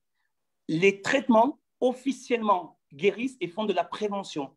Ça enlève des symptômes. J'en ai ramené en France à des personnes qui avaient des variants anglais. Est-ce que les grands d'Israël, les rabbinim, sont au courant qu'il y a des traitements qui marchent et qui sont curatifs et préventifs? Je vous le confirme, toutes les personnes que j'ai donné ces traitements-là, qui étaient de la médecine traditionnelle, puisque à l'époque, le Doliprane, l'Efferalgan, et c'est ça, c'était fait avec des écorces d'arbres. Vous tapez sur Internet. Aujourd'hui, officiellement et reconnu par l'OMS, le Cameroun, qui est mon pays natal, mais je vis en France, j'ai été janvier, a réussi à vaincre le corona grâce à des traitements naturels. Est-ce que les grands d'Israël sont au courant que ça existe? Oui, oui, bien sûr. Ici en Israël aussi, on a comment dire, des traitements naturels, des écorces d'arbres aussi, ça s'appelle le Levona. Je ne sais pas si oui. Vous connaissez? Oui. Alors effectivement, aujourd'hui, il est clair que tous les antibiotiques et les médicaments, etc., c'est pas, on va dire, la meilleure chose. Ceux qui peuvent se guérir comme ça, encore mieux, c'est encore mieux. Les grands d'Israël sont au courant de ça. Maintenant, malheureusement, malheureusement, selon la Torah, on doit écouter ce que les médecins disent. C'est-à-dire que celui qui va trancher, est-ce que c'est bien ou pas? C'est-à-dire, nous on a, les grands d'Israël, ils vont dire faire attention à sa vie. Il faut faire attention à sa vie, il faut faire attention à la vie d'autrui. Maintenant, qui c'est qui va nous donner comment dire, qui va nous dire comment faire attention à lui? C'est que le médecin. C'est que le médecin qui peut m'aider à ça. Si les médecins aujourd'hui, ils nous disent que ces traitements-là, ils sont reconnus, etc., alors à ce moment-là, effectivement, les grands d'Israël ne peuvent pas s'opposer à ça. Si vous-même, vous connaissez un petit peu le sujet et que vous dites que ça marche et que vous avez des médecins derrière vous, etc., alors il est clair qu'il faut encourager les gens à faire ça et ne pas utiliser tout plein de produits toxiques, etc., qui vont d'un côté les guérir, mais leur rentrer des substances terribles. D'un autre côté, est-ce que ça empêche les gens de ne pas se contaminer autrui? Il faudrait voir avec les médecins. Si le médecin dit que non, ce vaccin-là, il est plus efficace et qu'on peut sauver plus de vies, etc., il est clair qu'à ce moment-là, on fera selon les médecins. Mais à ce moment-là, c'est les médecins qui tranchent. Ce n'est pas au Grand d'Israël. Et il faut voir quelles sont les portées de ce vaccin. Si aujourd'hui, ce vaccin permet de sauver des vies et d'empêcher de contaminer autrui, malheureusement, on voit ce qui s'est passé aujourd'hui avant l'intervention du vaccin. En Europe et dans le monde, c'est presque 2 millions de morts. Donc, au Cameroun, vous avez été épargné plus ou moins.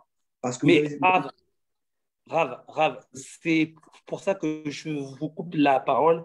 Excusez-moi, Merila, mais Rav, il y a Picor Nefesh. Depuis le mois d'avril, les traitements, ils marchent. Il y a 28 millions d'habitants et on n'a pas la technologie. Et c'est des traitements qui guérissent et qui sont préventifs depuis 1 an maintenant presque. Vous voyez pas, nous, on a été confinés 1 mois au mois de mars. Et mois d'avril, la vie, elle a repris des millions de gens dans les concerts, il y a eu la Coupe d'Afrique. Mois de janvier, j'y étais avec 12 équipes africaines, des millions de gens et qui ont tous pris ces traitements-là. Donc, depuis 1 an, on aurait pu, avant que les vaccins apparaissent, on aurait pu sauver des vies. Pourquoi les médias n'en ont pas parlé? C'est ça que je voulais dire. Il y a eu Picor Nefesh. Alors, il est vrai que encourager ces gens-là à continuer dans ces traitements naturels, il est clair qu'il faut les encourager. Il faut réunir avec des médecins pour pouvoir avoir ce qu'il faut pour montrer effectivement que c'est ça ce qu'on a besoin. D'un autre côté, les gens aujourd'hui, il y a un gros business. Comment dire, il y a un gros business derrière ces médicaments. Il y a des trucs. Les médecins, on va dire qu'ils ont des moyens à eux. Aujourd'hui, ils ont plus confiance en la médecine et en médicaments qu'aux produits naturels. Les produits naturels, il faut savoir que dans Hachem, il y a marqué dans le Zohar que Hachem, dans chacune des plantes, il a placé tous les remèdes à tous les maux de la terre, tous les problèmes de la terre, qu'ils soient déprimés, qu'ils soient malades, qu'il ait le cancer, qu'il ait n'importe quoi. Il faut savoir qu'il y a des plantes qui guérissent à ça. C'est vrai, les grands Israéliens nous disent c'est comme ça. Les plantes, ils ont ce qu'on appelle des remèdes naturels et il faut juste savoir lequel. Aujourd'hui, il y a des traditions, etc., qu'on se transmet. Aujourd'hui, malheureusement, qui c'est qui croit à ça? Les gens, ils sont là, les médecins, ils ne veulent pas entendre parler de ça. Il y a de l'argent derrière. Si on dit que c'est ça qui marche, ces entreprises-là, elles perdent beaucoup d'argent. Vous comprenez qu'ici, malheureusement, on ne sait pas quoi faire. Donc aujourd'hui, quand un médecin dit que ce vaccin-là, il est bon, ok, et que les grands d'Israël, ils ont dit que les médecins, à l'unanimité aujourd'hui presque, ils disent que ce vaccin-là, il peut sauver des vies. Alors, oui, moi, j'encouragerais les gens à prendre des produits naturels, c'est sûr. Mais d'un autre côté, comment dire, celui qui veut passer par un vaccin, ça peut aussi être bon. Il y a pas de, comment dire, on ne peut pas encourager les gens à prendre des produits naturels que peut-être qu'ils ne vont pas savoir utiliser et qu'entre-temps, ils risquent de faire des dégâts. Alors qu'aujourd'hui, on sait quoi faire avec ce vaccin. Et il faut voir chacun comment il peut arriver à faire avec cette chose-là. Il faut suivre les médecins. La vérité, il y a pas de, les grands d'Israël, eux, ils disent de faire attention à sa vie. Si vous dites que ça marche, alors il faut foncer. Il n'y a pas de problème. Mais aujourd'hui, on n'a pas la possibilité d'utiliser ces choses-là. Ces choses-là, elles ne sont pas connues en Israël et en Europe et dans les pays occidentaux. On nous donne un vaccin, on nous dit qu'il faut sauver sa peau. Malheureusement, c'est ce qu'il y a. Mais j'encourage ces gens-là à mettre en place des vaccins naturels. Ce serait tellement bien. Je suis d'accord avec vous. Malheureusement, c'est la situation aujourd'hui actuelle, on est loin de tout ça. On est loin de tout ça parce qu'il y a du business, il y a des intérêts, il y a des dessous de table, il y a etc. Il y a plein de choses. Ici, en Israël, il y a ce qu'on appelle le levona. C'est une écorce d'arbre, je ne me rappelle plus comment il s'appelle en français, mais ça s'appelle le levona. C'est la sève d'une écorce d'un arbre. C'est antibactérial, c'est-à-dire que vous prenez ça, ça nettoie le corps de toutes les bactéries, de tous les virus, etc. Je ne sais pas si vous avez ça aussi là-bas au Cameroun. Ah, mais moi, je suis chargé à la maison. Dommage que je ne vous vois pas, vous hallucinerez. Ça, des gens qui étaient, c'est pas une personne. C'est-à-dire, ils guérissent en moins de 2 jours. Je connais. En plus de ça, pour les problèmes de couple, c'est bien aussi. Okay. Pour le Shalom Bayit, ça donne aussi de la vie. Il y a une liste de choses hyper intéressantes là-bas que ça amène à l'homme, etc. Et j'en ai chez moi aussi à la maison. J'en utilise aussi des fois. Malheureusement, quand vous donnez ça aux gens, aux médecins, ils vont dire, bon, on va faire des études, etc. Mais c'est clair que quand ils reçoivent des budgets, les gens, de millions de dollars pour mettre en place des vaccins et des médicaments, on va dire que c'est pas la priorité de faire des essais sur ces trucs-là et de déclarer au monde que c'est ça la solution. Donc, il faut faire la part des choses. Aujourd'hui, il faut suivre ce qu'ils disent les rabbinim. Les rabbinim ils disent de faire attention à sa vie. Si là-bas au Cameroun, vous en sortez avec ça, Baruch Hashem. Ici, il y a plein de morts, il y a plein dans le monde, etc. Les gens, ils n'y croient pas à ces choses-là. Il faut les encourager, il faut leur montrer tout ça, il faut continuer à intervenir. Et d'un autre côté, on peut tout de suite, avec le vaccin, se guérir. Il faut diffuser. Raph, j'ai une question quand même. Excusez-moi. Il y a quelqu'un qui est en Israël et qui dit ce vaccin n'empêche pas la contamination. Un vaccin traditionnel égale virus inactivé dans le corps, reconnaît le virus et apprend à le combattre. Injection Pfizer, pas de virus, mais injection d'ARN messenger qui va ordonner au corps de produire des anticorps spécifiques, donc cela ne crée pas de mémoire immunitaire. Qu'est-ce que vous pensez de ça? Ça veut dire quoi? En fait, il y a des gens qui se font vacciner, mais ça n'empêche pas quand même le taux de contamination, même en Israël, parce que c'est quelqu'un qui se trouve. Enfin, c'est ça. Alors, c'est pas encore à 100%, mais il est clair que quand quelqu'un a les anticorps, quand le virus arrive, il n'est pas le bienvenu, on va dire comme ça. Donc, la chance de contaminer, elle diminue relativement. Comment dire, la probabilité de contaminer, elle est beaucoup moins importante que quelqu'un qui n'a pas d'anticorps. Il est clair que quelqu'un qui reçoit le virus, il peut contaminer 30 personnes. Il peut en tuer parmi ces gens-là. Celui qui a le vaccin, qui a les anticorps, il peut, créer ces anticorps-là de façon. Il a ces anticorps-là dans le corps. Donc tout de suite, il peut neutraliser le virus et contaminer peut-être qu'une seule ou deux personnes. Ou peut-être personne. Peut-être aucune personne. Donc c'est clair que ça à prendre en compte quand même. Ici, il faut réduire les chances que même une personne qui meurt, c'est quand même grave. Donc si on peut réduire les chances de tuer les gens, c'est clair que le choix est très, très facile à prendre. D'un autre côté, je ne sais pas c'est quoi exactement au niveau du vaccin, ils parlent de faire ça tous les 6 mois, ce vaccin, donc je ne sais pas comment ils vont faire, mais ici, il est clair, je ne voulais pas partir en débat sur le vaccin. Moi, je ne suis pas médecin, je ne suis pas, je suis même pas rave, pour vous dire. Je donne mon avis au niveau de la situation, ce que la Torah elle pense de cette situation. Oui ou non, on revient sur ce qu'on disait. Il n'y a pas de comment dire, il y a pas de chaque chose, et chacun il a son avis. Chacun il a son rave. Il parle, rave, j'ai un problème, voilà, j'ai pas envie de faire ce vaccin ou j'ai envie de faire ce vaccin. Il y en a qui c'est dangereux, il y en a qui c'est pas dangereux. Qu'est-ce que vous pensez? Vous connaissez ma situation, vous savez comment je me comporte, vous connaissez ma femme et mes enfants, etc. Et le Rav, il va venir maintenant donner l'avis de la Torah par rapport à ça. Parce que lui, il a un chemin à prendre que l'autre n'a pas ce chemin à prendre. Maintenant, les grands d'Israël, ils ne peuvent pas recevoir chacun d'entre nous et écouter chacun. Donc, ceux qui n'ont pas de Rav, il y a les grandes lignes, les grandes lignes que les grands d'Israël donnent. Ces grandes lignes-là, ils sont simples. Aujourd'hui, le monde, il est en danger. Aujourd'hui, les gens, ils partent. Si on pouvait prendre maintenant une seule personne des 5000, par exemple, qui sont mortes en Israël, et on leur disait, tu serais prêt à prendre ce vaccin maintenant? Il n'y a pas de, comment dire, de oui, mais tout le monde aura accepté. Tout le monde, on est d'accord. On est d'accord que tout le monde aurait donné tout ce qu'il faut pour sauver sa peau. Et tout le monde aurait été là pour voir ces gens-là à côté de nous, etc., qui sont partis. Donc, aujourd'hui, nous, on a envie, on peut parler, etc., discuter, mais il faut voir aussi, il y a des gens qui ont perdu cette vie et que s'ils pouvaient prendre ce vaccin-là, ils l'auraient pris. La vie, c'est la chose, le cadeau le plus grand qu'Hachem nous a donné. Il faut faire attention à ça, il ne faut pas mettre ça de côté et il faut prendre le maximum de probabilités. C'est vrai, je peux faire attention à ma peau, je prends du naturel, etc.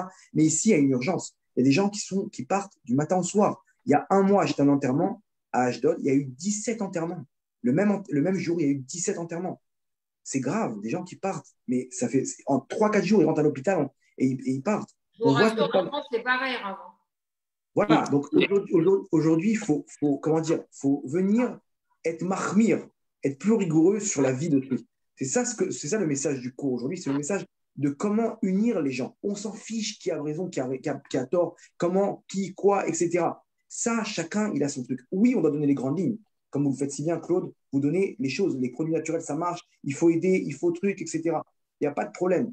Mais d'un autre côté, il faut aussi comprendre que ce qui sauve le monde de ce qu'Hachem il a descendu sur Terre, qui est le Covid-19 aujourd'hui, c'est ça le vrai vaccin. C'est l'amour gratuit, c'est l'union entre nous. Ça, c'est ça qui va protéger le monde. C'est ça le message que je veux faire passer à travers tout ça. Parce qu'on peut discuter jusqu'à demain, savoir qui, quoi, comment, etc. Je n'ai pas toutes les cartes entre les mains. Je vous dis la vérité, je peux vous donner ce que la Torah dit du peu de connaissances, mais c'est clair que derrière, il y a des médecins qui sont plus forts que ça, il y a des professeurs, il y a des grands d'Israël, et on est petits pour trancher. Vous voulez dire quelque chose, Claude? Oui, mais c'était justement, comme vous le savez, on est dans un tikkun, dans une réparation, et chaque fois, il y a des maguefas qui arrivent. Et grâce à la Torah, on sait très bien que c'est Hachem qui, même si c'est peut-être élaboré par les hommes, mais rien ne se crée si Hachem ne veut pas que ça se fasse. Et c'est cette force-là, cette bitaronne que vous nous donnez, Rabbanim, qui nous permet aujourd'hui de se battre et de survivre, de comprendre que c'est un message d'Hachem. Mais il y a malheureusement 90% de l'humanité qui ne savent pas que c'est Hachem qui tient le bâton. Et c'est vrai que, comme vous l'avez dit, c'est cet ardeur-là qu'on doit avoir. Et c'est peut-être, on va revenir encore que la Géoula n'a pas accès parce qu'on n'arrive pas, que le Ham Israël a laissé la place à Esav d'éduquer les nations. Vous avez vu que l'Angleterre, British, Alliance de Feu, comme par hasard, royauté est venue du nord de l'Europe pour coloniser l'Afrique. Or que avant, Moshe Rabbeinu a été vice-roi d'Afrique. Donc, il n'y a pas aussi ce côté que le Ham Israël doit revenir sur son rôle d'être le grand frère. Et ce n'est pas Esav qui est le frère déchu qui doit nous éduquer. C'est à vous de nous éduquer. Ça peut vraiment être un vecteur de Géoula, que ça soit spirituellement et aussi technologiquement par la médecine. L'union du Ham Israël avec les autres nations selon la Torah. Très bien dit. Et vous avez raison, il est clair que quand le Ham Israël sera uni, le monde il sera uni. Et au fait, je veux dire, quand un verre il se remplit, il déborde autour de lui.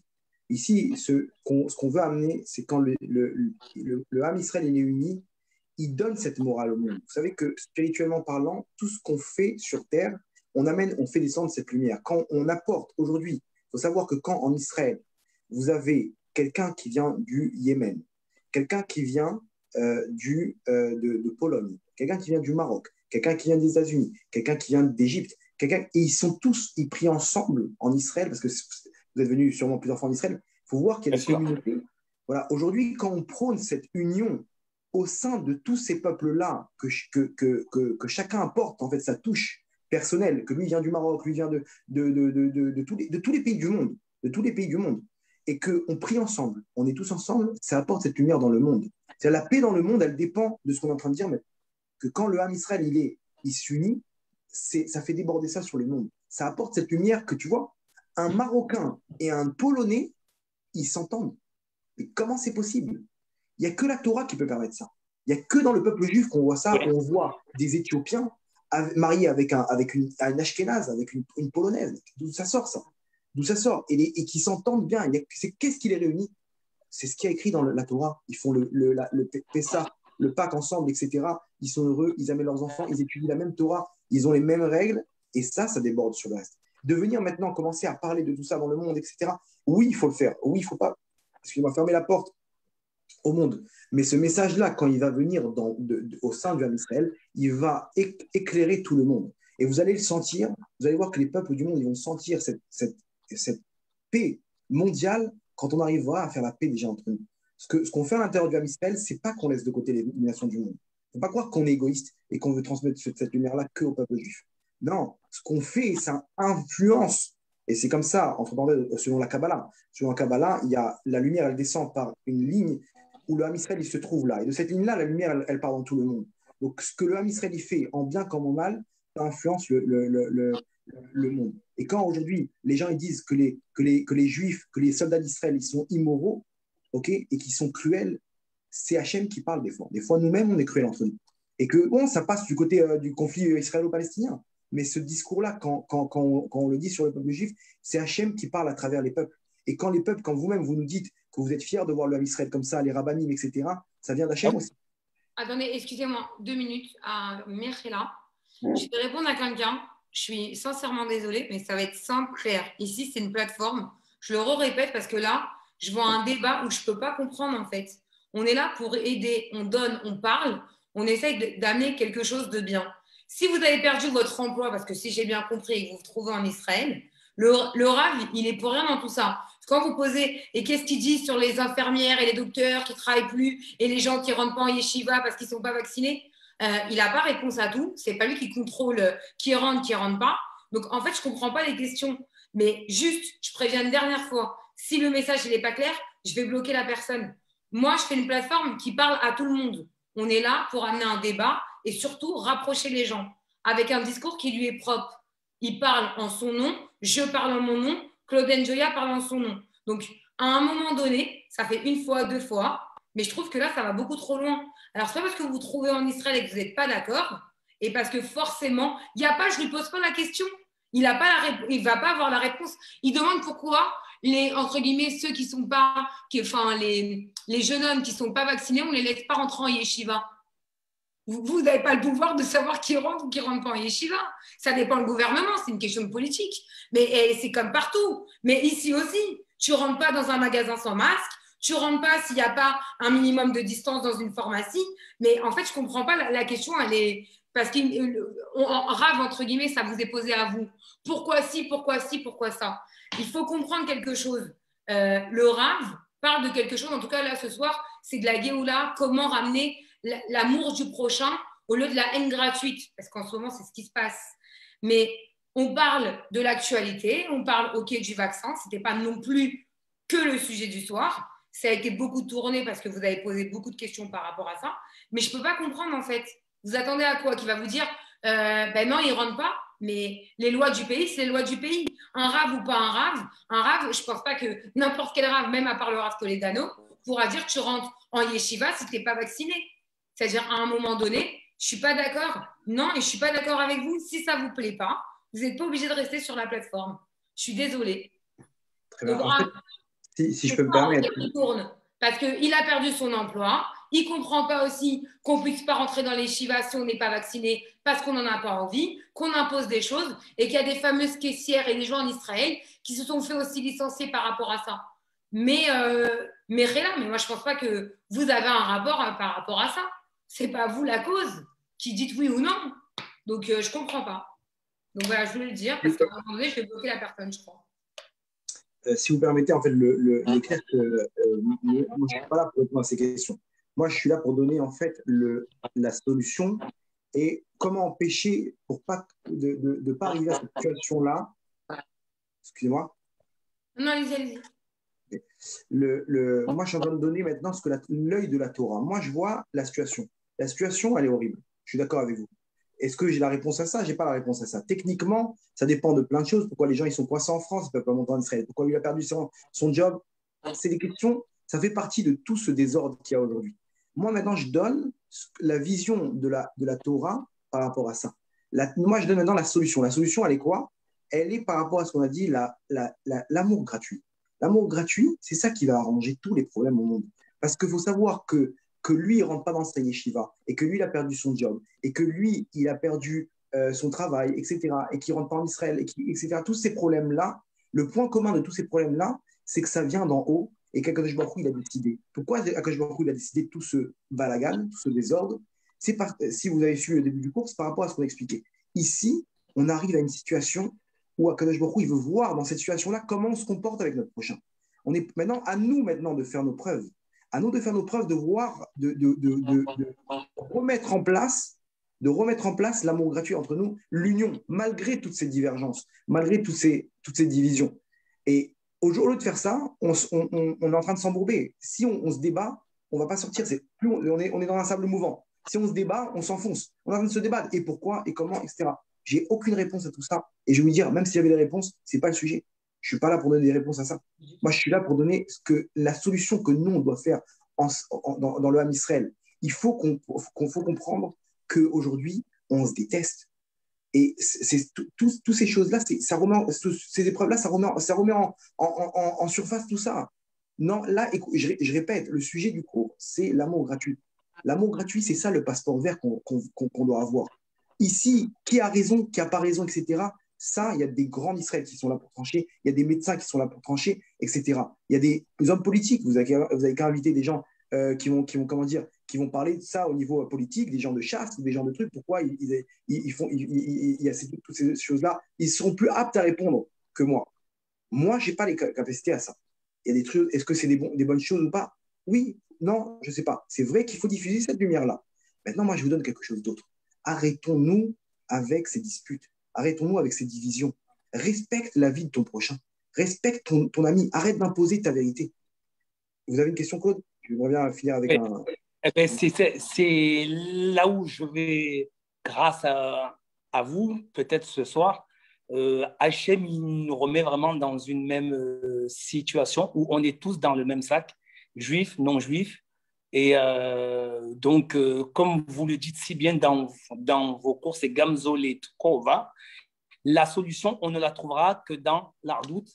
Voilà, puisque le deuxième temple a été détruit à cause de l'assassinat Trinam et de la Shonara et du Moksha Shemra, mais aussi ça vaut pour nous aussi, les nations, parce qu'on a fait du Lachonara sur Am Israël, et Am Israël ne nous a pas transmis, parce que vous êtes le Makor à Berora, vraiment la source de toutes les bénédictions pour le monde entier, comme c'était à l'époque du roi Salomon.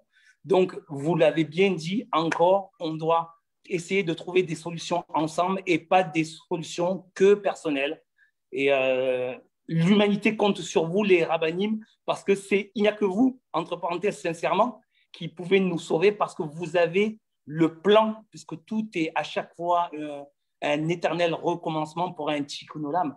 Et c'est ce que je dis toujours aux gens, à mes amis juifs. Moi, je suis non-juif, entre parenthèses. Je n'ai pas voulu me convertir, j'aurais pu me convertir, mais toute la Torah est émettre. Faut les gens qui suivent les cours des rabbinim juste pour trouver la moindre petite bête, vous faites un gros rilou Hachem parce qu'ils nous donnent des codes, c'est des êtres humains comme nous, mais par contre, ils ont le plan de comment est géré le monde parce que c'est un éternel recommencement qu'ils nous transmettent. Donc, arrêtez d'aller regarder la moindre petite erreur que le rabbinim va faire, que ce soit sur l'homosexualité, que ce soit sur le vaccin. Voilà, chaque rabbinim a sa sensibilité, mais en tout cas, toute la Torah est émette. Moi qui ai vécu un date Elion, date Atarton, vous me donnez 1 million d'euros pour regarder un film à sourd, donc un film pornographique, même une seconde, je dis non parce que j'ai vu mes fautes en haut. Donc, un Rav comme le Rav Toledano, ou comme le Rav Puto, comme le Rav Djinovitch, ou comme le Rav Ronchaya, bref, peu importe, vous êtes les personnes qui sont uniquement capables de ramener le shalom. Voilà, et c'est ce que j'exhorte aux gens des plateformes à être modérés, à être nuancés. Voilà. C'est exactement ça ce qu'il faut faire. Et d'entendre ça de votre bouche, c'est quelque chose de grand. Parce que des fois, on a besoin d'entendre ça. On replonge dans nos divergences et on oublie le vrai chemin. Si vous permettez, j'aimerais bien terminer avec la solution. Dans ta clôture avec Sarah. Voilà. Il y a encore une question ou... Pardon? Ça va faire presque 2 heures qu'on est en direct. Ok, alors juste, je vais quand même essayer de donner comment appliquer ça. L'amour gratuit, ça a l'air simple, mais on ne peut pas appuyer sur un bouton et aimer son prochain. Je ne vais pas vous laisser sans la solution quand même. Donc, juste comme ça, juste pour revenir à ce qu'on disait. Aujourd'hui, on a un problème de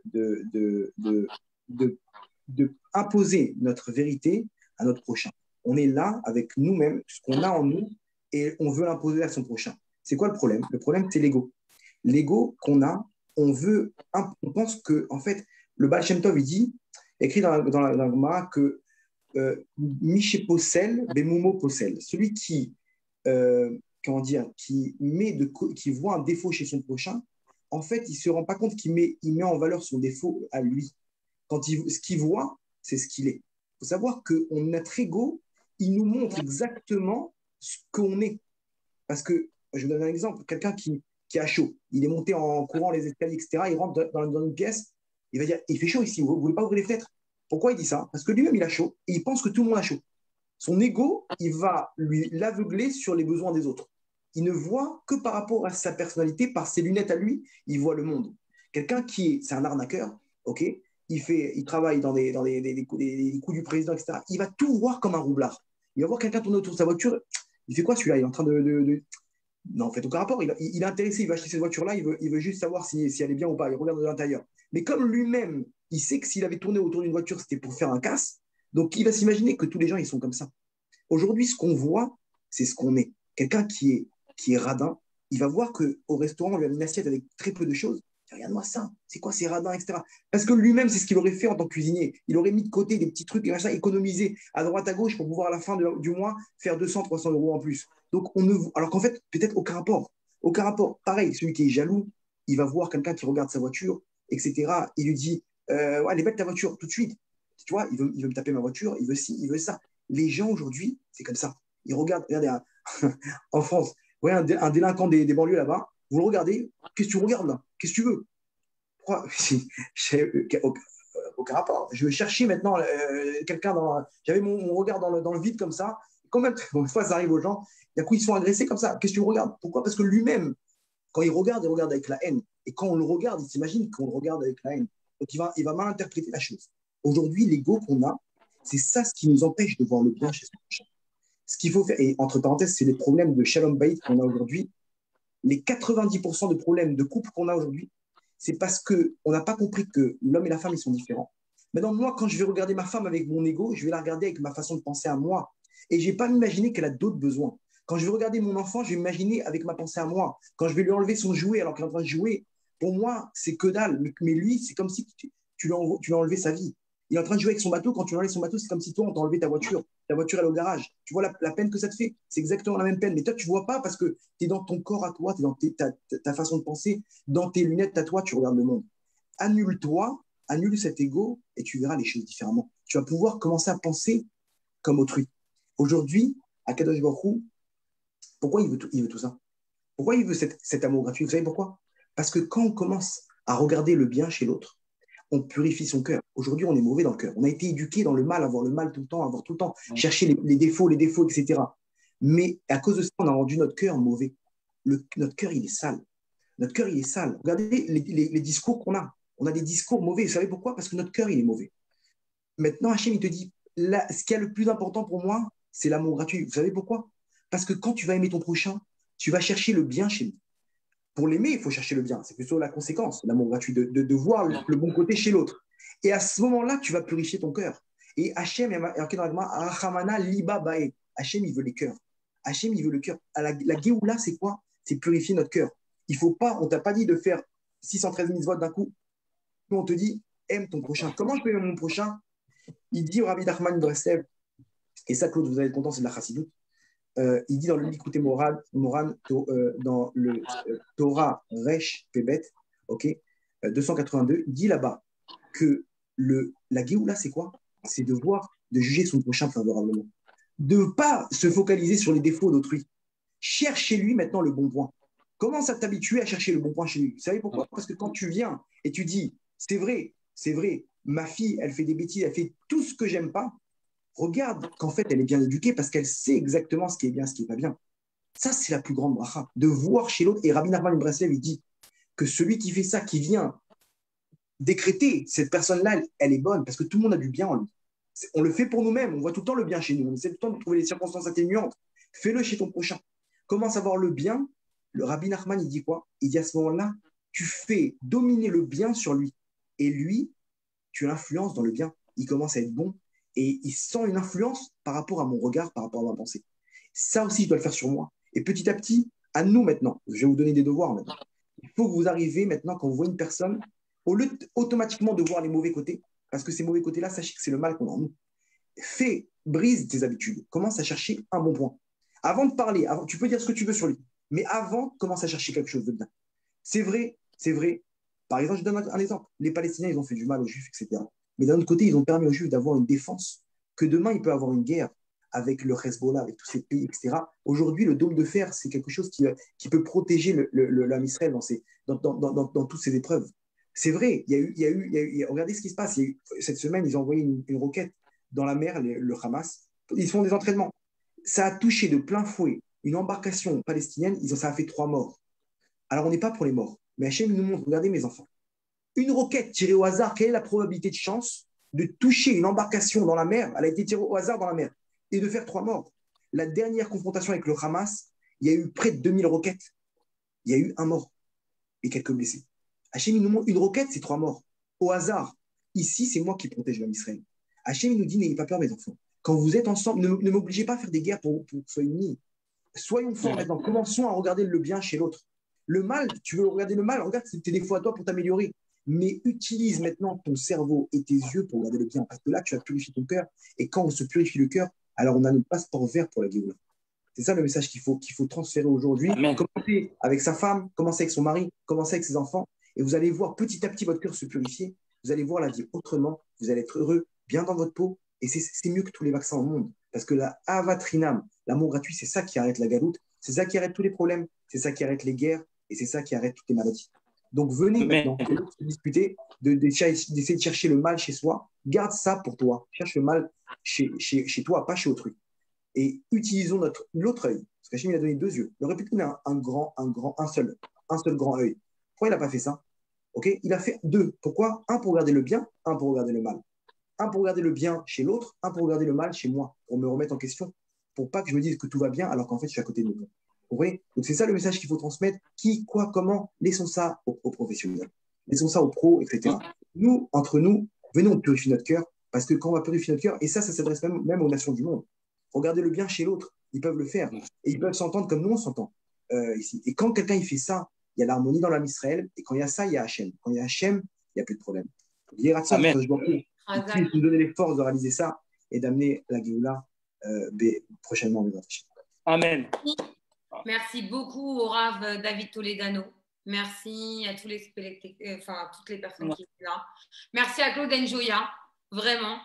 Et moi, je voulais juste te dire quelque chose. Rav Mechila, si vous avez eu des petites coupures par rapport à ce qu'il y a eu, vous n'êtes pas du tout aucun problème. Mis en cause, je vous le dis. Mais il faut quand même que les gens comprennent qu'ils doivent rester quand même à leur place quand ils s'adressent sur une plateforme. On est là pour aider les gens. Après, moi, je voulais sincèrement vous remercier parce que c'est vrai qu'on a pris 2 cours aujourd'hui à organiser ça. Vous devez, de base, faire le cours tout seul. Mais je pensais que le sujet était important. Il y a eu beaucoup, Baruch Hashem, de monde quand même sur la plateforme. Et je voulais aussi remercier Jonathan Attal, qui donne son temps à sa femme et ses enfants de nous le laisser et d'organiser toujours ces shiurim pour vous, pour des rabbanim, pour moi sur HRPT. Et sincèrement, que beaucoup de santé à tout le monde, une bonne réfoua chez les mains, de la tzlacha, Et je le dis et je le répète parce que je vois quand même des commentaires. Je ne vais pas vous mentir, hein. Ça fait 7 ans que je fais ça. C'est la première fois, vraiment sur un direct, où je vois qu'on remet autant de choses en cause. Je pense que vous devez revoir le direct de A à Z et comprendre les mots. Je pense qu'il y en a qui ne comprennent pas en fait les phrases, ou vous les détournez comme vous avez envie, mais ne dites pas ce qui n'a pas été dit. Donc ça, c'est pour rectifier. Et moi, je vais quand même remercier Claude, parce que Claude, voilà, c'est quelqu'un, au Hachem, un bonnet noir, mais c'est quelqu'un qui fait énormément. Moi, je le connais personnellement, je l'ai connu sur ma plateforme parce qu'il me suivait. Voilà, il nous a raconté un peu son parcours. Je sais qu'il fait aussi des choses avec lui, Rav, tout et tout. Donc, c'est quelqu'un quand même aussi qui interfère avec d'autres rabbinim. Mais cette semaine, il a fait quelque chose de grandiose, je préfère le dire. Il m'a aidé par le biais d'une autre association qui n'est pas la mienne, à aider pour des enfants à travers le monde, des enfants qui sont orphelins, malades et hospitalisés sans prise en charge en France, il faut le dire. Et il a fait quelque chose de grandiose à pouvoir m'aider par un contact à lui. Et je peux vous le dire, des contacts, j'en ai 1000. Une page, une plateforme, Baruch Hashem, hyper suivie. Et pour moi, il a été la seule personne à pouvoir faire qu'un orphelinat va être créé aujourd'hui. Il a ramené la touche finale. Et ça, pour ça, kol hakavod à lui. Parce que vraiment, je vous dis, c'est un homme. Comme Sur je le dis, terrain, il est là aussi. Et moi-même, quand je vais à Marseille, dans les hôpitaux, il est là. Donc ça, c'est important de le je ne suivre. veux pas de carotte, tu sais, c'est grâce au rabbinim. Moi, je le dis toujours, Non, mais je heureusement, sais que c'est que important dans ma vie, d'avoir de la c'est reconnaissance. grâce à la Torah. Bien. C'est grâce à la Torah. Donc, merci vraiment, Rav Toledano. Vraiment, voilà, c'est grâce à vous que on se tourne vers le monde, vers notre prochain et vers le Ham Israël. Voilà. Et Déborah, tu es bien sûr un instrument qu'Hachem a choisi pour nous réunir. Donc, on forme vraiment une équipe. Et merci encore, Rav Toledano. Hâte de refaire un live avec vous sur, Merci à vous. Merci à tout le monde. Merci à vous aussi. Voilà, Rav, si vous voulez finir avec quelque chose, vous pouvez. Hein. Non, voilà, merci aussi. Merci pour tout le bien que vous faites. Et voilà, faut continuer. Faut pas s'arrêter sur ce que les gens ils disent. Aujourd'hui, comment dire, faut voir le bon côté. Faut voir le bon côté de ce qui se passe. Petit à petit, les gens ils vont comprendre, etc. Ici, le vrai message, je préfère conclure avec ça, c'est vraiment de faire ce qu'Hachem a besoin qu'on fasse, de faire du bien autour de nous. Comment le faire aujourd'hui, on a compris. C'est quoi le problème, on a compris. Le reste, c'est des détails.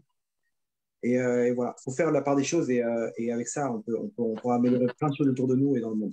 Je suis d'accord. Mille merci, Raph, de votre temps. Claude également. Tous les gens qui sont sur Zoom et aussi sur Facebook, merci énormément de partager ce cours. Le but, bien sûr, c'est l'entraide. C'est un message de paix, d'amour, de l'amour du prochain, de l'entraide, mais surtout, voilà, de ramener de la lumière dans le cœur des gens et d'aller, comme on a dit, vers le passeport de la Géoula. C'était surtout ça le message émet de ce soir. Et c'est surtout ce qu'il faut retenir. Donc, merci beaucoup. Et je vous dis à très bientôt. Belle soirée à vous tous. Et merci à Jonathan de Atal pour la plateforme. Au revoir. Au revoir. Amen.